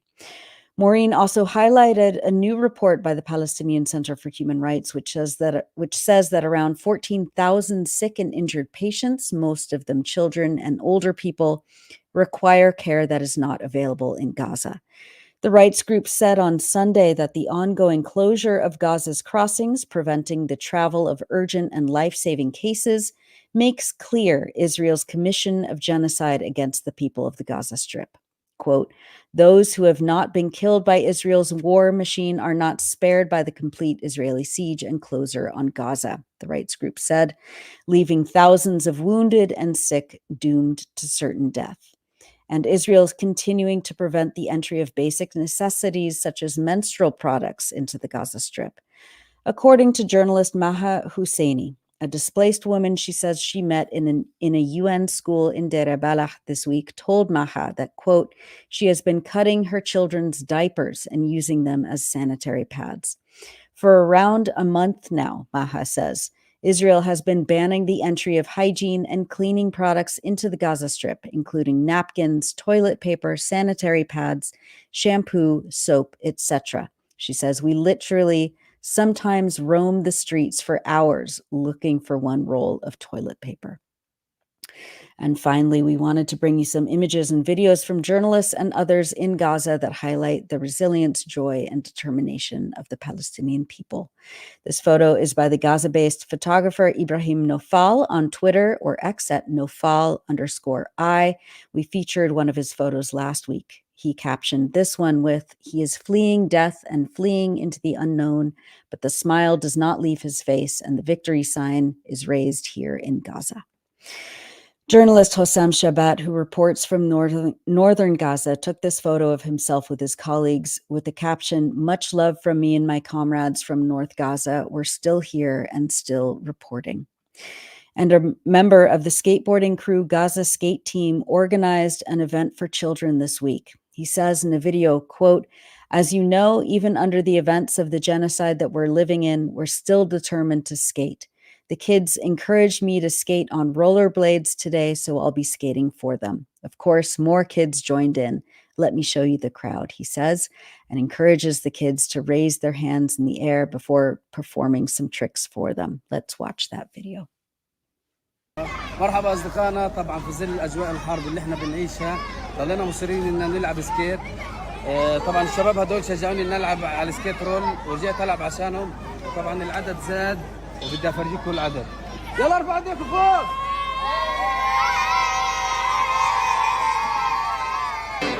حرة يا فلسطين، حرة حرة يا فلسطين، حرة يا فلسطين وهتفضل حرة ليوم الدين. حرة يا فلسطين، حرة حرة يا فلسطين، حرة يا فلسطين وهتفضل حرة ليوم الدين. يا فلسطيني جاهد وريهم والشهادة على لسانك. That was from the Gaza skate team on Instagram. And that's it for the news roundup. As always, go to electronicintifada.net for much more, especially to read our new features by our brave writers in Gaza. You're watching the Electronic Intifada live stream. I'm Nora Barrows-Friedman with my colleague Ali Abunimah. Hi, Ali. Hi, Nora. It's there's so much to take in, and it just is overwhelming. And it was just so touching to see that picture posted by Hussam Shubat of him and his colleagues. And just less than an hour ago, Hussam tweeted, quote, "Today we will bury my colleague and friend Ismail al-Ghul without a head. He was targeted intentionally and intensely. His body was decapitated from his head. We continue to be targeted and the world is silent." What a horrible thing. Unbelievable. To have to write. But this genocide is a genocide of everyone. Israel is trying to exterminate everyone in Gaza, and it has specifically and particularly targeted journalists. And I have to say this to the shameful silence of the vast majority of the media in the United States and in the so-called West, who, if a journalist is arrested, no journalist should be arrested, but if a journalist is arrested in, any of the official enemy countries of the United States, whether it's Russia or China or whatever other official adversaries, it's on the front pages and there are speeches and there are events in solidarity. But this massacre of more than 160 Palestinian journalists has been met with near total silence by the same mainstream media that is spreading Israel's atrocity propaganda and lies. And it's just to their real discredit and shame. Yeah, absolutely.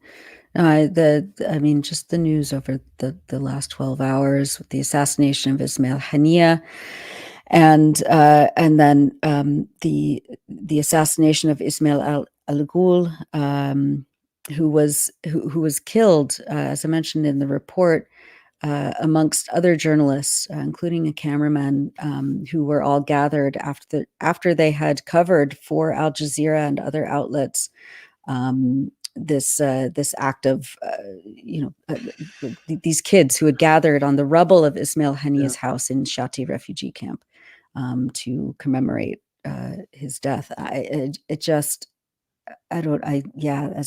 I said on our EI group chat, I'm just kind of out of words. The brazenness of these crimes. Yeah. I mean, think of, Israel has managed to normalize them because of the impunity. Russia, which is completely demonized in the United States and in the West, has never assassinated the leaders of Ukraine. Yeah. If they wanted to, there's no doubt they could. They haven't done it. They've never, systematically targeted and murdered journalists, despite, a lot of the claims that are in Western media in other words, just the country that is painted as the most evil thing in the world by Western media. Just to give an example, I'm not saying this because I have any particular axe to grind about Russia. I'm just pointing at the scale of the hypocrisy. Yeah. Russia can't hold a candle to the evil Israel does every hour of the day. Yeah. And yet, Israel is still invited to the Olympics. I I don't know. It's all just so, it just feels like we're living in an upside down world. But, as Ilan Pappé said, this is Zionism is coming to an end. It is collapsing. It is, these are the dying gasps of this, bunker for Western imperialism in the Middle East. And anyway, let's bring Jon on to talk about the resistance that's also been happening and being has been very busy over the last week on multiple fronts. Jon, what can you tell us about what's been happening? Yeah, the resistance is continuing, and everything we're going to show for the next few minutes is going to be all from the last week. We're going to start in Rafah, and we're going to work our way up to the northern border with Lebanon, with the front in Lebanon, and also the West Bank. So we're going to try and touch on it all today. Great. All right, take it away, Jon. All right. So we look here at the maps, this first map of Gaza. We can see the focus of the show today is going to be on Rafah, Khan Yunis, week-long operation in Khan Yunis, as Donya did a great job describing the brutality of in the beginning of this show.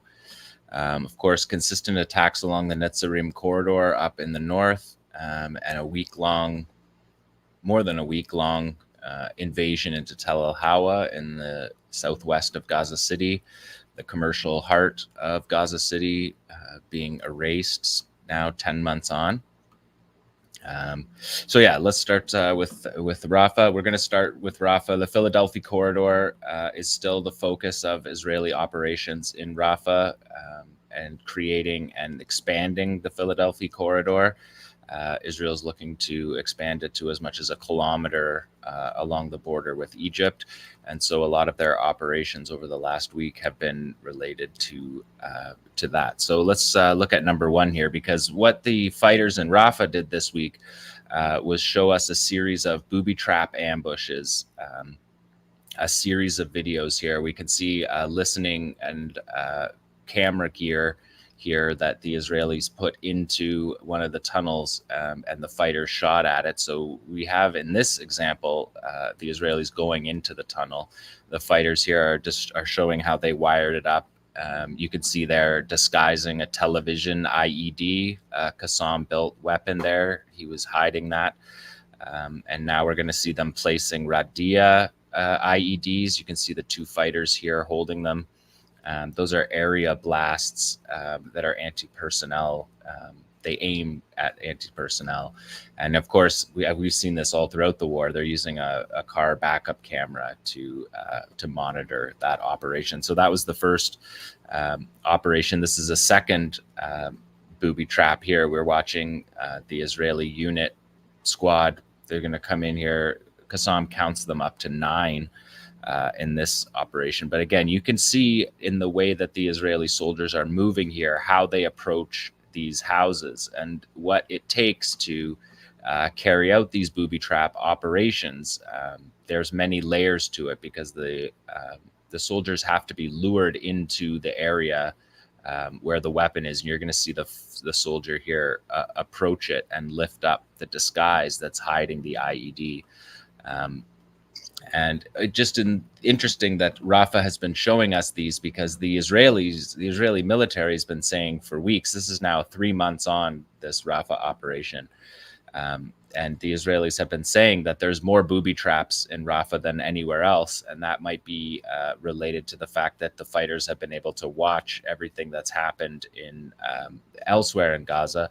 But also it's part of the creation of the Philadelphia corridor. Israel's looking to demolish these houses. They're looking to find the tunnels, the smuggling tunnels on the border into Egypt. And it's put them in danger here. You're seeing the soldier here lift up the device there, and it detonates on them. So that's the first operation. We go to number 2 tomorrow, is a continuation of the series, the Ambushes of Death series, part 2. This is in Yibna, in Rafah, and central Rafah, and fighters are luring an IDF unit here with a K9. They showed us the K9, and 10 soldiers here. And the fighters, in the audio of this, you can see the soldiers coming through the mouse hole in the wall there. So the soldiers have blasted that hole in the wall and are using it to come in to this building, believing that using not the door allows them to move around the booby trap. But as we're going to see here, that is not the case. We'll watch them come in, and the fighters are on this recording saying they're counting them. They're counting each of them as they come through the hole. 5, 6, 7, 8. The one fighter says, "Are you filming this? That's 8, 9." And 𝐓𝐡𝐞 said that they're filming these operations, in particular these booby trap operations that don't normally lend themselves to filming very well. They're showing these in Rafah because 𝐓𝐡𝐞 says that Israel's been hiding its casualties. And when you see operations like this with no correlation in the casualty reports, now we see fighter Israeli soldier number 7 entering, number 8 is about to come through the tunnel, the mouse hole that they've created in the wall here. And there's going to be 10 in total and a K9. You're going to watch the K9 come into the screen here just as it's detonated. And the Jerusalem Post wrote about this the other day, and they said that there's been 30 K9s, combat dogs, killed in the war so far. So they've been playing, as we know, a brutal role, attacking civilians and killing civilians, as we know, in multiple cases throughout Gaza. These dogs are the targets of these operations as well. So you can see them come all through the hole in the mouse hole there. Do you want to do number 3 tomorrow? Because this is one more booby trap. This is a booby trapped entrance in the Al-Shabura camp. You can see the fighters wiring it up here. Again, we're going to see repurposed car backup camera be used to record this. The fighters here, you can see them carrying, these are Radia devices. That's a barrel bomb that could be filled with explosives, that is filled with explosives, likely filled with unexploded ordnance from previous Israeli missiles that didn't detonate, as we've shown. You can see them just using the tunnels consistently still under the houses to set up these operations. And now you're going to watch the soldiers here enter. And the fighter says on camera, he says, they think nobody is here defending this territory. He says to us, "Come watch as we wipe them out." So these detailed booby traps have been happening in Rafah consistently, but this week, 𝐓𝐡𝐞 wanted to show us those on footage. If we look at number 4, you can see why these operations are challenging. This is an Israeli drone, and this has been a major aspect and advance in this war, is the tactical deployment of drones for both sides. But for the Israelis especially, constantly deploying these small drones and sending them into buildings to look for, to look what's in, to see if the buildings are booby trapped, to see who's inside. Here they see a tunnel that's very obviously marked, not hidden. But you can see, just wanted to show you this video because you can see the way that the drones have been deployed, and it adds an extra element to how to plan these booby trap operations when the Israelis are coming in like that. They also, in Rafah, in a field report, we didn't get a video from it, but we also saw the Red Arrow, the HJ-8, the Chinese anti-tank guided missile that we saw a few weeks ago be deployed for the first time in Rafah. In the field reports, they said it was deployed again against an Israeli armored vehicle. So that'll be interesting to see if there's footage of that, but we have seen that footage before, so they're using that weapon again, indicating that they have more rounds for that. So here we are in Khan Yunis, and as Donya said, the raid on Khan Yunis began with a notice to leave large sections of Khan Yunis. Something like 50,000 people left in minutes, creating just brutal images of images that Palestinians have been experiencing for 76 years, packing up their belongings, whatever they could carry, because there's not vehicles at this point. The roads are too destroyed to really be driving in vehicles. Of course, Gaza is mostly children, so it's always focused on children, these exoduses. And as soon as the operation ended yesterday, Palestinians immediately went back into Khan Yunis. The civilians are always the first to go back in and start cleaning up after these operations. There was a number of remarkable operations in Khan Yunis. So Khan Yunis was the site of a 6-month operation, we'll remember, that started in December and carried on through Ramadan, more than 128 days of ground war that the Israelis achieved nothing. They said Sinwar was there. They said Mohammed Deif was there. They weren't. They said their captives were there. They found none of their captives. No achievements. The commanders that were leaving Khan Yunis said that they didn't achieve their mission during that 6-month operation. And nobody's expecting the Israelis to go back into Khan Yunis. The fighters wouldn't be necessarily expected to go. Khan Yunis was ruined, was destroyed. It looked like the Israelis had pulled out of Khan Yunis and were finished with their destruction there.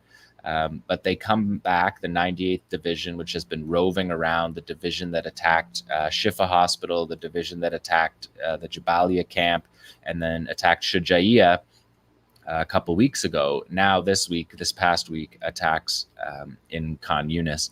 And if we look at number 5 here, Tamara, we could see as soon as they come in, fighters are advancing on predictable routes here. We're going to watch just the total ruin. The ruins are unbelievable. The fighters are able to move through this area because of the ruins, because there's no distinct buildings they can cover with camouflage here. And here they're climbing up on the berm that the Israeli military created to protect their tanks. And we have Palestinian fighters from the Qassam brigades here using that berm as concealment in order to hit the tank that the berm is intended to protect.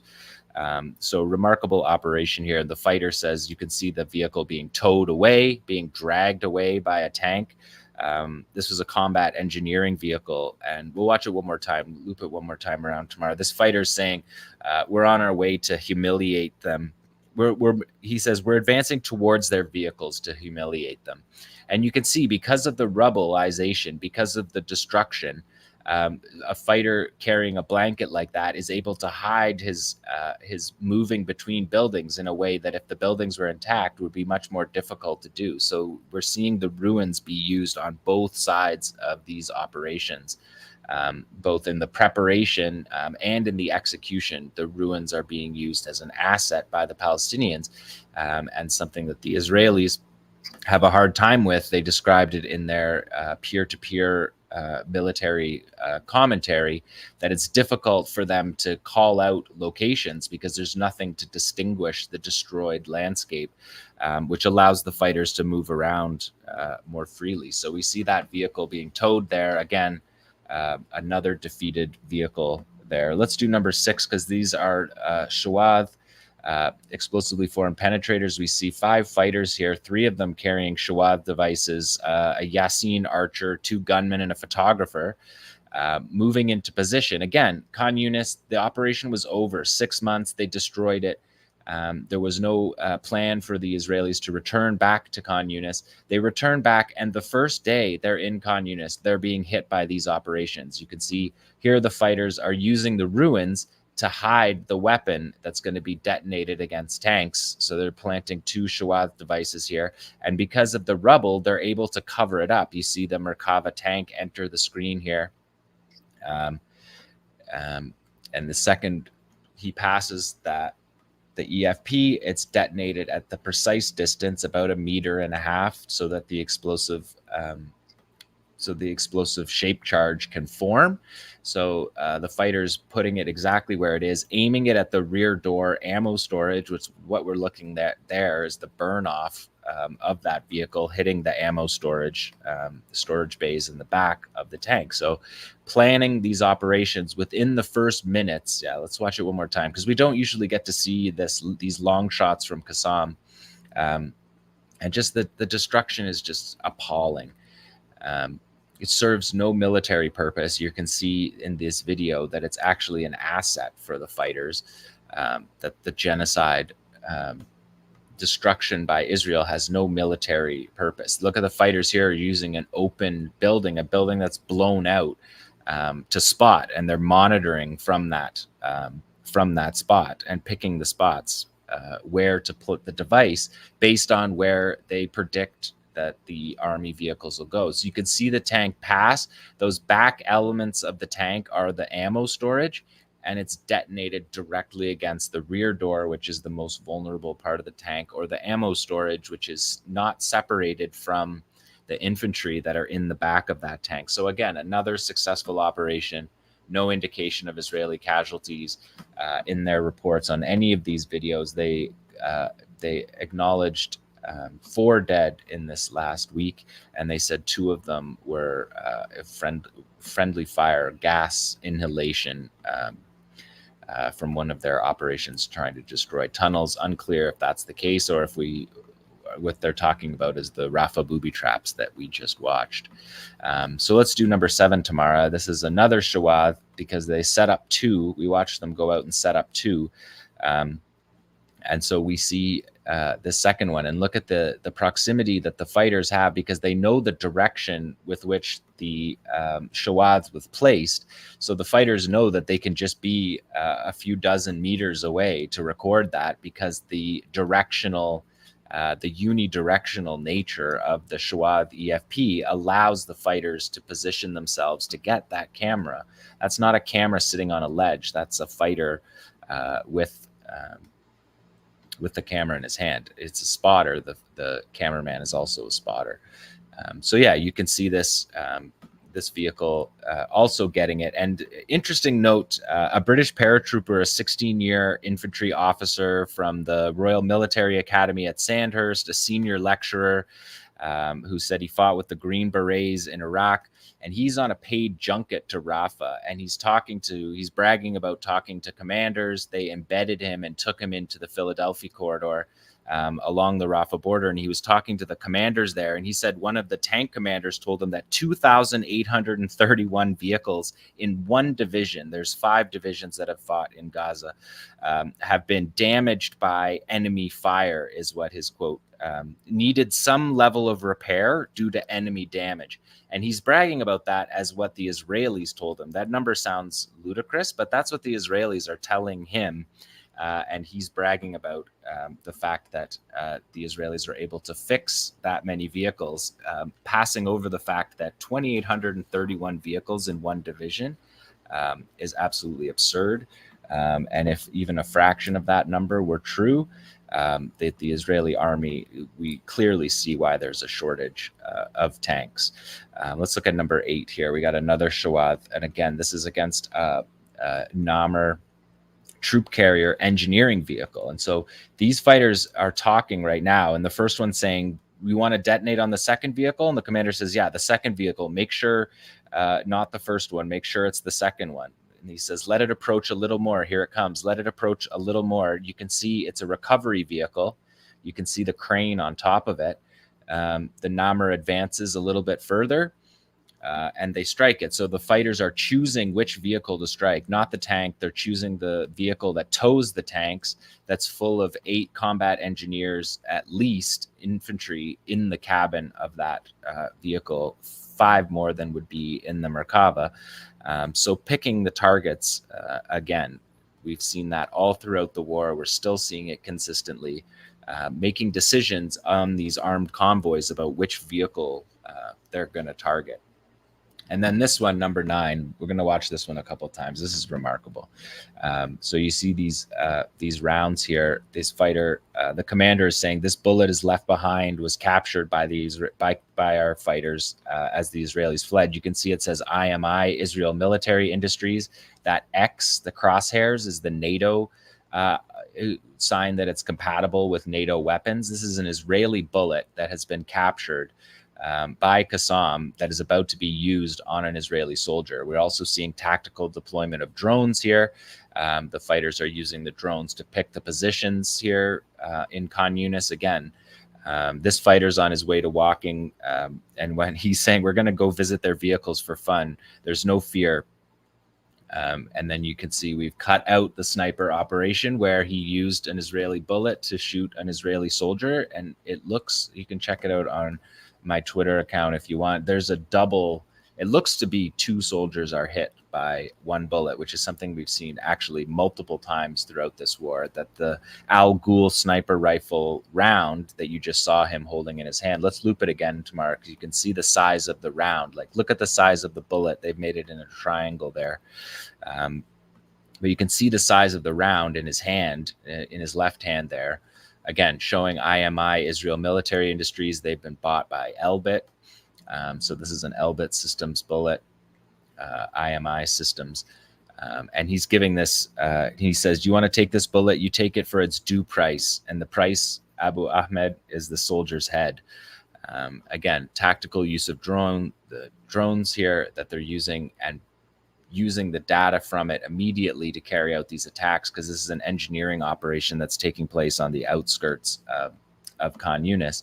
And see, we hear the sniper here. This is an interesting shot of the sniper because he's not in a building in that shot. He's out in the open, which is something we haven't seen before. It's dangerous. It's obviously effective, but it's something that happened because of the rubbleization. There's so much rubble that you can hide in a position which would normally be saved for the bush in the city, because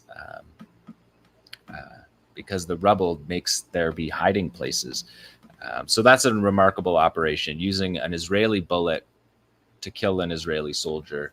No soldier has been claimed by the Israelis on that one. So Khan Yunis, after 6 months of war, the Israelis return 2 months later to Khan Yunis and are hit with those remarkable operations, all of them showing command and control, organization, still functioning, clearly functioning with military command. We're seeing the commanders, and we're seeing the operations be planned.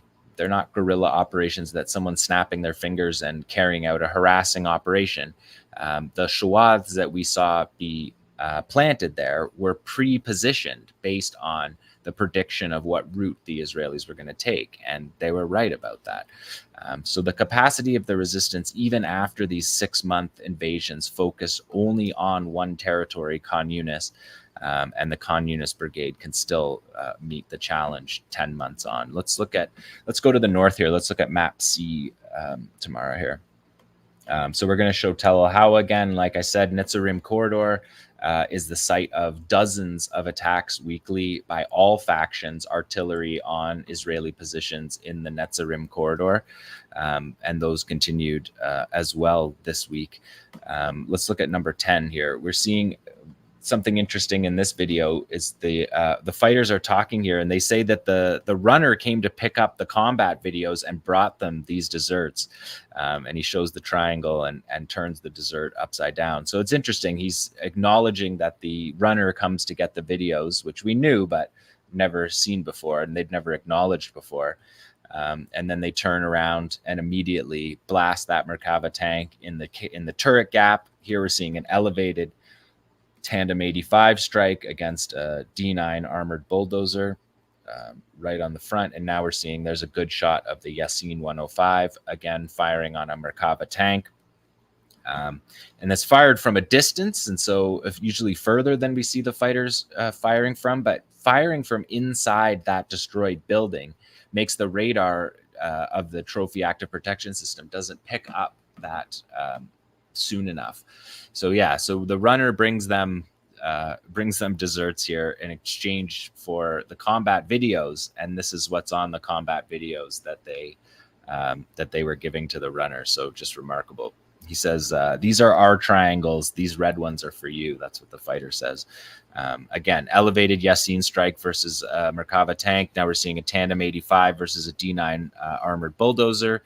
And then another Yassin 105 strike here from inside this building. There you see a good shot from the side of the Yassin Archer. Tough to know if that's an interception or a hit, but the radar doesn't work when there's overhangs like that. Let's do 11B here tomorrow. This is the second part of the operation. These fighters are saying, we just hit 3 vehicles in 2 hours since their advance. What more do they want? And the other fighter says, they never learn. And fighters number 1 says, we're bored of vehicles. We want dismounted soldiers.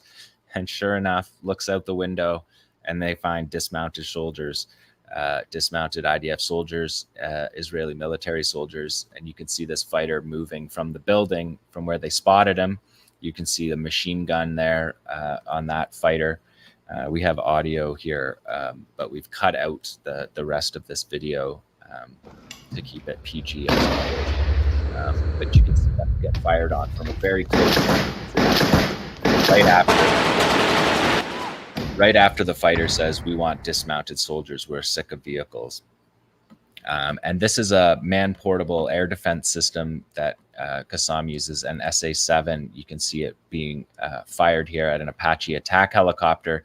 And as I pointed out before, these don't work because, as you see here, the Apache is a couple generations ahead of the dated SA-7 weapon. When they dump flares like that, it throws off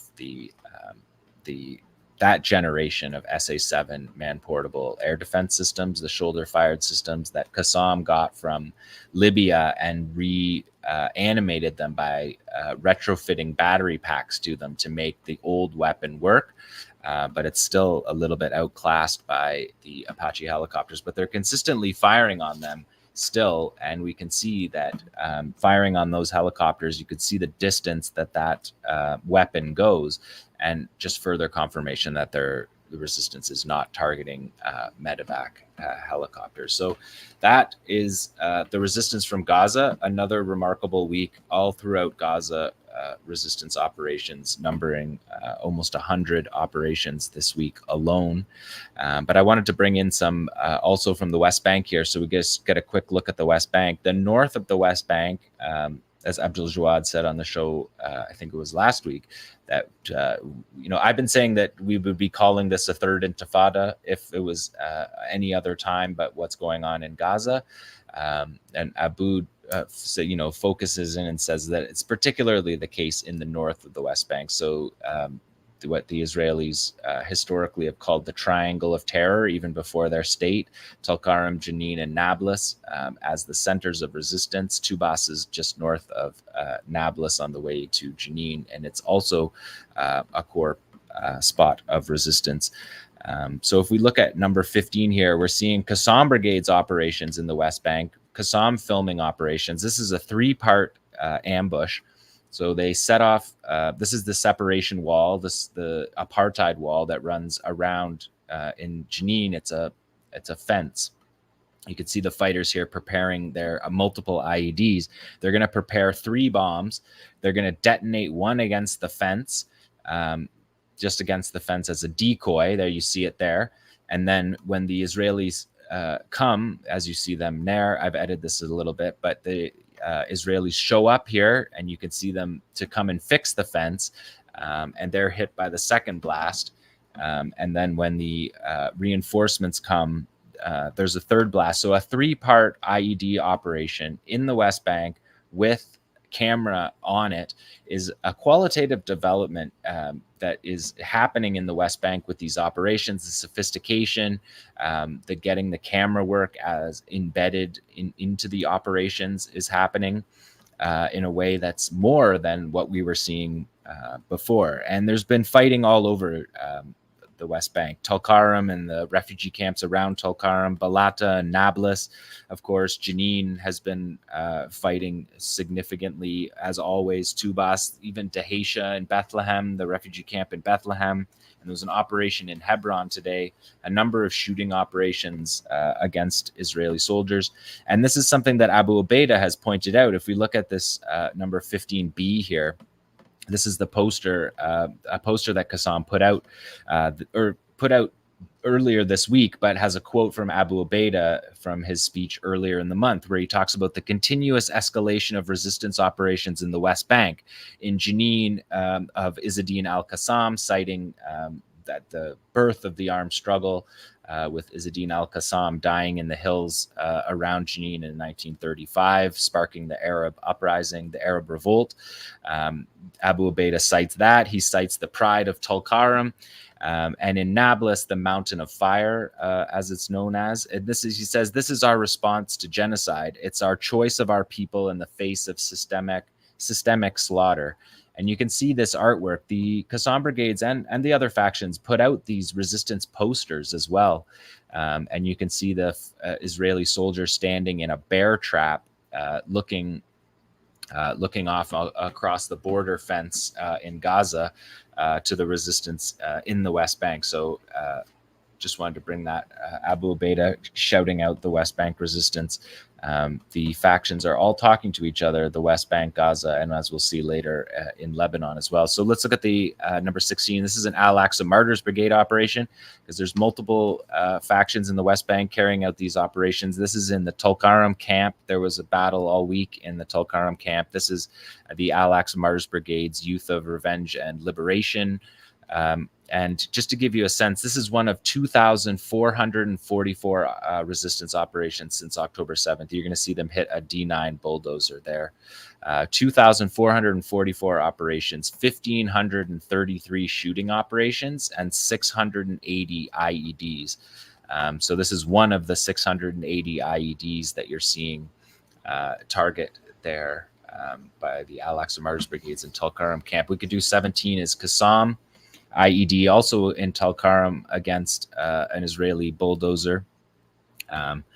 There's been 855, this is from Moataz Research in the West Bank, 800 Research Center, a resistance research center, 855 operations in Jenin. That's the number one, 855 out of the 2,400 operations. Nablus is number 2 in operations, and Tulkarm is number 3, and that's armed struggle operations. Popular resistance, there's been 3,771 stone throwing incidents, 750 demonstrations, and as we know, 585 Palestinians have been killed in the West Bank, 4,000 wounded, 10,000 arrests since October 7th. So this is something that's been happening consistently in the West Bank. We don't get enough time to cover it on the show, so I wanted to bring you that into the show today. Let's look at number 18 quickly. This was an operation. This is the only one that wasn't this week. This is earlier in this month in Nur Shams, where Saraya al-Quds Tulkarm Brigade blew up a Panther troop carrier with an IED, significant, as you can see, clearly significant IED that was buried more than 1.5 meters into the ground. And the Israelis believed that they were safe. You can see the road is all torn up, and you can see the troop carriers going to that spot. He believes that spot is the safe place to drive. And as you can see, that is not the case. So that's West Bank resistance that has been really consistent day in and day out since October 7th. So I just wanted to bring that a little bit to focus. And let's look at Lebanon now, because also steady resistance on the Lebanon front. We just found out when we were on air that Hezbollah has claimed, has acknowledged the assassination of Fouad Shakur Haj Mohsen, who was a historic leader of Hezbollah, going back before Hezbollah to Islamic Jihad operations in 1983 against the Marine Corps barracks, United States Marine Corps barracks, and operation that wiped out the CIA's Middle East station in an operation. Shakur was a commander of the Golan Heights, which is an important position in Hezbollah. It's a strategic territory, of course, related to the Syria war, especially, and Russian positions in the Golan, and of course, Israeli occupied Golan as was a target. So I just wanted to throw that in because that was acknowledged just while we've been on air. But this week, Hezbollah released the third PSYOP, deep PSYOP, psychological operation against the Israelis, publishing drone footage here. I've shortened this up, but this was a 9-minute video of Hezbollah drone footage flying over the Ramat David Air Base in northern Israel. The two previous ones, we saw them for 9.5 minutes flying over Haifa and showing us all of Haifa's important installations. They also flew over the Golan Heights earlier this month, and this one is over the Ramat David Air Base. And as you can see, it's a significant air base. It's codenamed Wing 1. It's the only air base in northern Israel. It's 45 kilometers from the border, halfway between Nazareth and Haifa. It's the only base in the north, and you can see it has serious capabilities. It's got, which includes fighter jets, attack helicopters, transport and rescue helicopters, naval surveillance helicopters, electronic warfare offensive systems.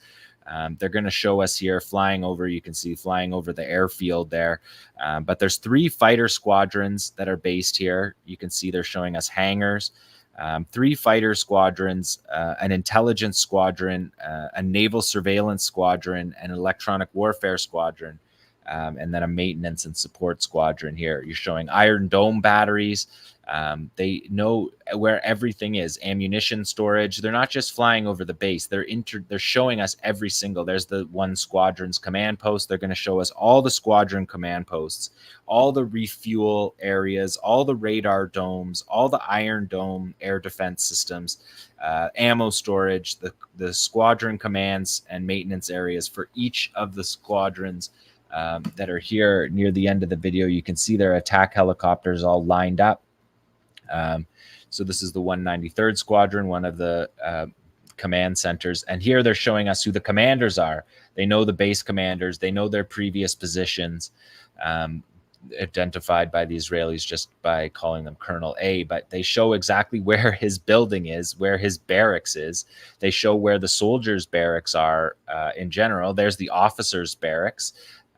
So they have intelligence beyond just, they're showing command and control, reinforcement base buildings, just really remarkable F-16s, F-16 repair facility, F-15, F-16s, Hermes and Heron drones are here. They're Black Hawk and Apache attack helicopter squadrons. There you can see the helicopters on the ground.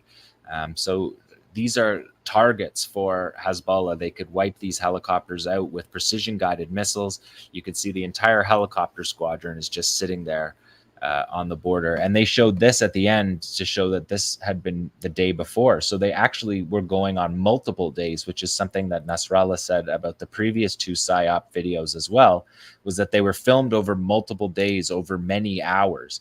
And so this breach of Israeli defense systems is something that covers days, hours, and gets us these long videos that really are peak psychological operations, something that shows the vulnerability of Israel. And after the assassination in the Dahia of Haj Mohsen, I think there's a lot of people on edge about the regional dynamics of this. And what it could portend. And Israel is being shown here by Hezbollah to be extremely vulnerable. Let's look at number 21 here. One of the reasons they are vulnerable is because of 750 anti-tank guided missile strikes, some on tanks and troop carriers, but a lot on, here we're seeing the drone dome, the Raphael system that's supposed to detect drones being blown up here by a Métis anti-tank guided missile. And that's one of 500 operations against technical gear. If we go to number 22 tomorrow, we can see the anti-tank weapon arsenal. Hezbollah put out this mixtape with all of their anti-tank weapons. And this was a response to when the Israeli Supreme Court last week, we talked about it on the show, maybe 2 weeks ago, said they didn't have enough tanks. The Israeli military spoke to Supreme Court and said they couldn't train the women's tank battalion because they didn't have enough tanks and trainers left to do that. And so this is Nasrallah interacting with the Israeli media and saying, if you come to Lebanon, you won't just have a tank shortage, you'll have no tanks, is what Abu Hadi said. And so we can see here, interacting with the news, Hezbollah interacting with the news the same way that Qassam interacts with the news. Hezbollah showing us their weapon systems here, and saying you won't have any tanks left. So with this last video, let's do 23 tomorrow, because this is remarkable, because Qassam sent a message to Hezbollah this week with a mixtape that every single, just a note, it said the tank will, this is 𝐄𝐥𝐿 𝐈𝐧𝐭𝐫𝐨𝐧𝐢 saying that the tanks that will leave Rafah can go to the Litani, saying that they'll leave Rafah and go and invade Lebanon. And this is a Qassam video of tanks from Rafah. It was specifically what Gallant was talking about, that these are the tanks from Rafah. So Qassam said, these are your tanks leaving Rafah. And they say to Hezbollah, we are sure you can complete the mission. And it's interesting to note that every single video in here is from Rafah. Each of the videos, they didn't just put illustrative videos in that showed other battle sites. Those were all tanks from Rafah being destroyed by Qassam. And they sent a message to Hezbollah in that message saying that these are Gallant's armored vehicles leaving Rafah, and we are certain that you will complete the mission. So communications between the fronts, between the West Bank and Gaza, between Gaza and Lebanon, and between Lebanon and Gaza, as we've seen throughout the war. So that's the resistance report for this week. Those three major fronts in Gaza, multiple battles in Gaza, multiple fronts in the West Bank, and everybody's on edge about the northern border with Hezbollah in Lebanon. So just a remarkable week of operations, and everything that you saw is from the last 7 days since you last saw me. So we're still doing day-by-day reporting of this. Wow. Thank you so much, Jon. I know it's not easy putting together all of that on so many fronts, as you said. And we're going to now kind of switch to more of a discussion about some of which you just reported. For example, Hezbollah just confirmed the death of 𝐓𝐡𝐞 𝐄𝐥𝐿, the commander who was targeted by Israel yesterday. I can't believe that's just still just in the last 24 hours, so much has happened. And with the assassination of Ismail Haniyeh in Tehran, I mean, what can we say about, Ilan Pappé talked a little bit about this too earlier. What can we say about the regional developments? And Jon, especially you, like, what are you looking at closely right now? Well, those are two dangerous assassinations in Iran, after Iran made very clear that that wasn't going to be happening anymore when they attacked Israel previously, and to attack the Dahia, which is something that Hezbollah said wasn't going to happen again. And if it did, that Haifa would be hit, Tel Aviv would be hit, all those sites that we've seen from the drone footage. And so, yeah, there's a lot of careful escalation that goes on in the north. Of course, the attack itself was premised by Israel saying that Hezbollah carried out a rocket attack on a village in Majd al-Shams that absolutely is not a target for Hezbollah.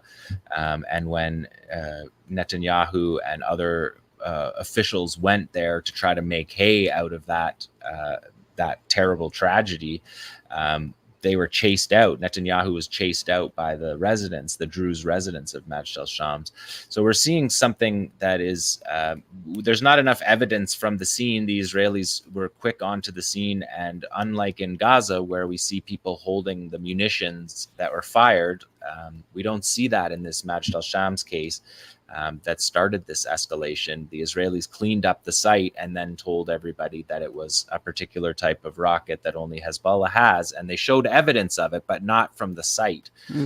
So just really using a tragedy, a mistake from whichever side did it. It was not intending to hit Majd al-Shams. Neither side benefits from that. They're not targets. But Israel's immediately tries to make it a situation that they can use for escalation, which is just vulgar, and it's also not necessary. The escalation is high enough on the northern border without that. But interesting to note that if Israel includes those 12 teenagers that were killed in the casualty rate, and it more than doubled the number of civilians that were killed on the northern front. So Hezbollah targets military installations. The number of civilians killed is single digits since October 8th, Israelis. Single digits. So it doesn't match anything Hezbollah did. Hezbollah denied something that they don't usually do. They denied it immediately. So just really vulgar use of a tragedy to escalate this fight, and then to take that as the pretext to strike the Dahia, to kill a very senior commander, a commander in the Golan Heights, which is a strategic piece of territory, particularly related to the Syrian war. So a top commander, somebody that has been involved in decades of forming the resistance in Lebanon to where it is today. John, and what I'm thinking of when I just trying to keep up with the events, even of the past 24 hours, the past few days, my mind goes back to the discussion we had a few weeks ago when we mentioned a quote from Moshe Dayan, the Israeli general, and we had some debate about who said it. It was Moshe Dayan. I'm grateful to some of our viewers who pointed that out. But his famous quote is, "Israel must be like a mad dog, too dangerous to bother." And we are seeing that mad dog behavior, but I don't think it's sending the message Israel wants. I think it's sending the messages that Israel is too dangerous to be allowed to continue to spread the chaos, the death, the destruction in the region. And after what happened in April, when Israel attacked the Iranian consulate in Damascus, and Iran retaliated in a very measured way, in a way that it telegraphed very clearly, and without a single person being killed. They would have hoped that would have restored the deterrence and concentrated minds in Israel, and really addressed the sense of rationality of Israeli leaders. But what we're learning is that unlike Iranian leaders, who are very measured and very rational, Israeli leaders are not rational, and they are willing to risk just an unprecedented conflagration in the region beyond what we're already seeing, that could have such catastrophic consequences for everyone. And what it says to me, Seymour Hersh wrote that famous book, I think it was in the 80s or early 90s, The Samson Option, about Israel's nuclear weapon. And the doctrine that he talked about was that they were willing to use nuclear weapons and take everyone down with them if it looked like they were going towards defeat.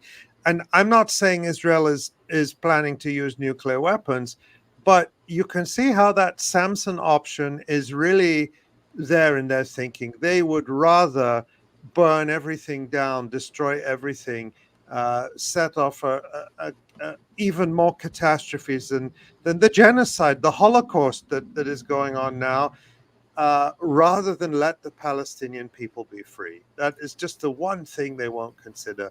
And, I can't say what's going to happen in the next hour, the next days, the next weeks. I mean, who knows what will happen? But that's the framework I look at Israel's behavior through.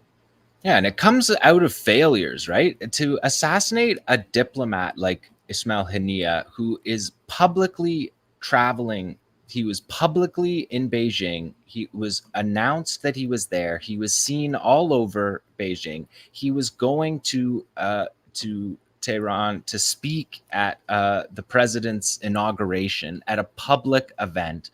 To assassinate him is not, they didn't find some secret commander who's been living a clandestine life, and Israel's tactical success found him. This is a diplomat traveling with a significant travel signature everywhere he goes in public, and assassinating him and making that seem like that's a major tactical and strategic achievement, when the failure of the war in Gaza is the underlying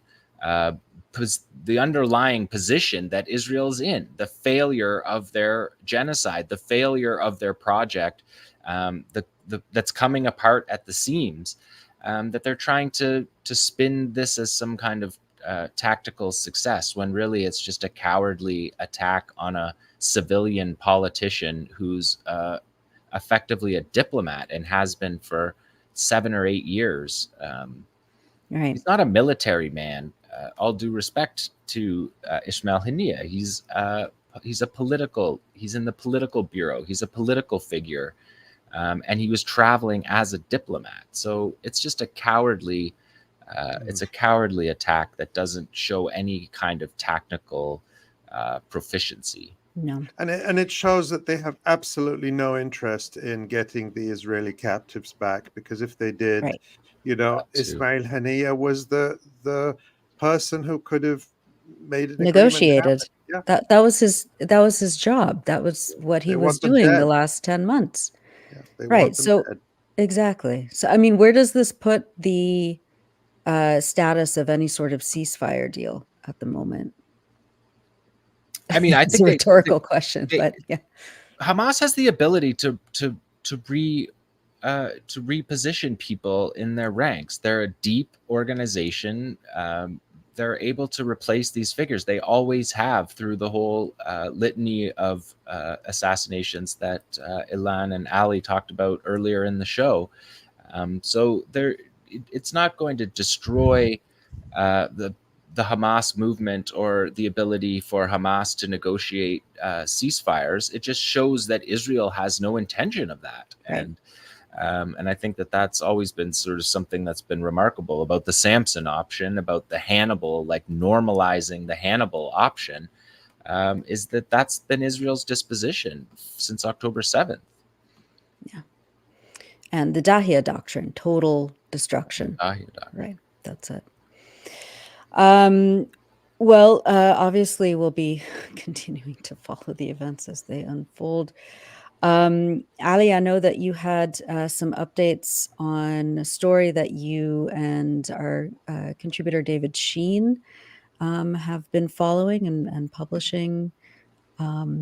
Yeah, tell us a little bit about that. We only published it on Monday, and it already seems like weeks ago. But century ago.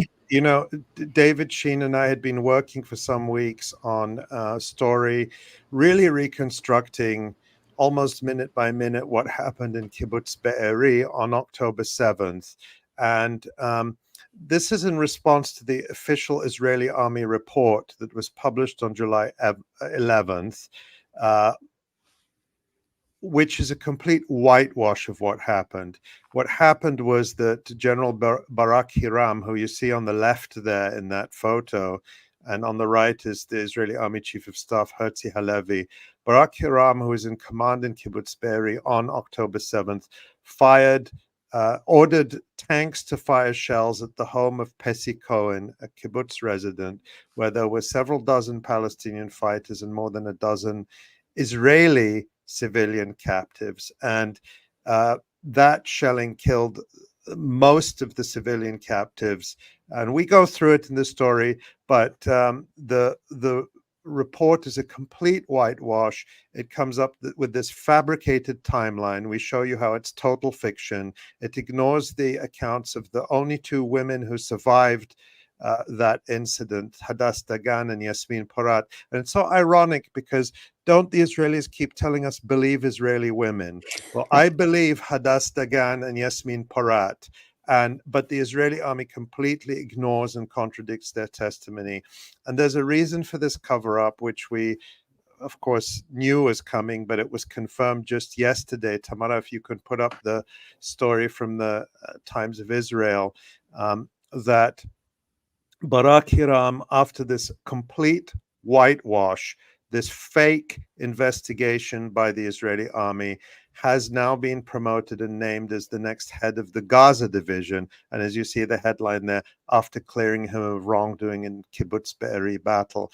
But just the one point I'll stress, and that David Sheen has made also on social media, is that all of the information we used is in the public domain. We used the original interviews with Yasmin Porat and Hadass Dagan. We used the interviews of Barak Hiram and other Israeli officers and soldiers who were on the scene at that time. We pieced it all together, and it just shows the Israeli army report is a total fraud. But so what I'm saying is, what we did, anyone who wanted to spend the time on it could have done it, but nobody has done it. No one in the Western media, not the New York Times, not the Washington Post, and nobody in Israeli media. Nobody in Israeli media has done that. So it's just, again, as David Sheen put it, Hannibal won, the Hannibal doctrine, where Israel murdered its own civilians and covered it up and then promoted the guy who did it. And this particularly egregious case, one of many, is now promoted to head of the Gaza division. And that's who they are. Makes your head spin. Well, also, you have been talking very publicly about the intimidation campaign that the state of Germany has been. Germany has declared war against me. I am now at war with Germany. Congratulations. Thank you. But just You're in very good quickly, company. I know a lot of people have seen this, but I got a lot of questions, and I wanted to quickly try to answer some of them the best I can. But what happened basically is, many people will know that back in April, I was invited to speak in a conference in Berlin, along with, among others, Dr. Donya Abu Sitta, the incredible surgeon who was in Gaza for the first 43 days of the genocide. The German government arrested or detained Dr. Donya Abu Sitta at the airport, threatened him with prison and fines, banned him from the conference, and deported him back to the UK. The conference lasted less than an hour because German police and paramilitary forces raided it in the most brutal and violent way. I was supposed to speak via the internet. I hadn't been planning to travel to Germany. I never got to do that because they shut it down. So the organizers organized something called the Palestine Congress in Exile, which is an entirely online conference that was held last Friday. And just 2 hours before I was set to speak, through the lawyer that I've been working with in Germany, I received an official notice from the Berlin Office for Migration. It's a 15-page document, and it's called, I've learned the German verb, Betätigungsverbot. People will know that German word verboten, forbidden. And it said that I was forbidden from speaking at this conference by any means, in person or via live stream or via Zoom, and threatening me very clearly with penalties of up to 1 year in prison and fines if I violated the order. And a lot of people have asked me, well, you know, I've said it was 15 pages. It's 15 pages in German. And I did publish the first 3 pages of it on Twitter, and you can find those in the article there. Germany is threatening me with prison for this talk on Palestine. I did give the talk in defiance of this ban. But the 15 pages, just to try and quickly answer this question, it's 2 elements that were explained to me by the lawyer. One is trying to set a legal basis for this sweeping and draconian ban. And according to what I understood, it's very flimsy, but it does provide a legal or at least a purported legal basis. And the rest of it is just sort of gathering quotes from my social media and from articles I've written dating back to at least 2009. So, you know, there's some German bureaucrat who's paid to go through my social media and to read my articles and to read the Electronic Intifada and accusing me of all sorts of things, you know, from of course, anti-Semitism. I mean, who isn't accused of anti-Semitism these days? And all sorts of views that it doesn't like about a one-state solution. I'm not allowed to call for a one-state solution. How ironic! Germany is allowed to have a one-state solution. They were allowed to reunify, but they alarmed if Palestine would reunify. And interestingly, one of the things they accuse me of is that I spread Russian propaganda about Ukraine, because I have pointed out the undeniable fact that the German government arms and supports a Ukrainian state and military that has incorporated openly Nazi elements such as the Azov battalion, who consider themselves direct descendants of the Waffen-SS, which the Galicia division of the Waffen-SS, which was crucial in Hitler's extermination of Jews and Poles in Poland. So that's what it is. It's like a laundry list of my views that Germany doesn't like and which they threaten me with prison for. So we'll see what happens. I mean, they can't come and get me in the US, but they could file charges in Germany. Whether they would be that petty, I don't know.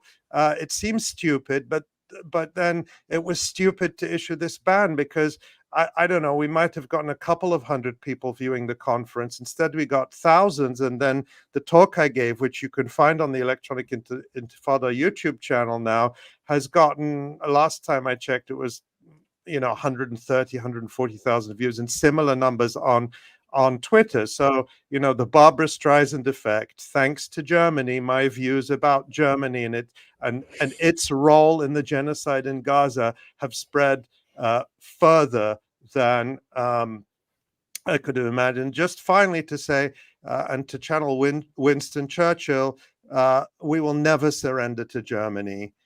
We will fight them on the beaches. We will fight them on Twitter. We will fight them on the internet. Germany can declare whatever war it wants on me. We will win. When it comes to me against Germany, I will defeat them. It's a historic battle, for sure. Thank you so much, Ali. And yeah. Oh, just one important thing I wanted to say, Nora, before I forget, is I just wanted to acknowledge that I got so many messages of support, many more than I've been able to reply to, and particularly from people in Germany. A lot of messages from people in Germany, and they were all to a person saying, please don't think badly about German people. There are many of us that support Palestinian rights who are absolutely horrified with what the government is doing in our name, and we want you to know that. And I want to say to our friends in Germany, we do know that, and we hear you, and we appreciate that solidarity very much. Thank you so much for that, Ali. Yet another story that we'll be updating as it moves along. I can't imagine that they're going to try to, they're just threatening you with imprisonment for delivering a speech over Zoom is, that's a new one, but maybe not for Germany. So anyway, before we go, let's have a quick look at the site, and maybe Asa, you can put in some of the best comments from our viewers. Again, just an incredible week. Horrifying week, but we have been doing our best to publish as much as we can, especially from our courageous writers in Gaza, like Donya Abu Sitta, who joined us at the beginning. Yeah, and we have more coming up. The commentary I gave at the beginning, the remarks I gave regarding the murder of Ismail Haniyeh, we're going to be publishing those shortly as a text, and our colleague Omar Kermi will be publishing an analysis on that soon, that we'll be putting up on the Electronic Intifada. And in addition to all the features from our writers in Gaza, like Donya, as you mentioned, but one that's right there on the front page, if Tamara, if you can scroll down, that really touched me this week, is that one man caring for mother with Alzheimer's sent to torture camp. And that piece really broke my heart, by Fida al-Qidra. And again, going back to the discussion we had with Ilan Pappé about the Sde Teman torture camp, Iyad Iyad Awad was an inmate in that camp, or a detainee in that camp, for 70 days. When he was arrested, he told the soldiers, "I'm the only one looking after my mother, who was living with Alzheimer's, and she needed constant care." And in the context of a genocide, they took him anyway. After 70 days of horrific treatment and torture, he was sent back to Gaza, and he found that his mother had passed away by herself. And it just broke my heart. And all these stories are being repeated. I mean, this is one story. Just imagine the scale of this Holocaust in Gaza for so many people and families. And we try to tell as many as we can. Yeah, we do. And we can only do that with the support of our readers and viewers and listeners. So again, go to the Electronic Intifada website, sign up to get email updates, subscribe to our YouTube channel.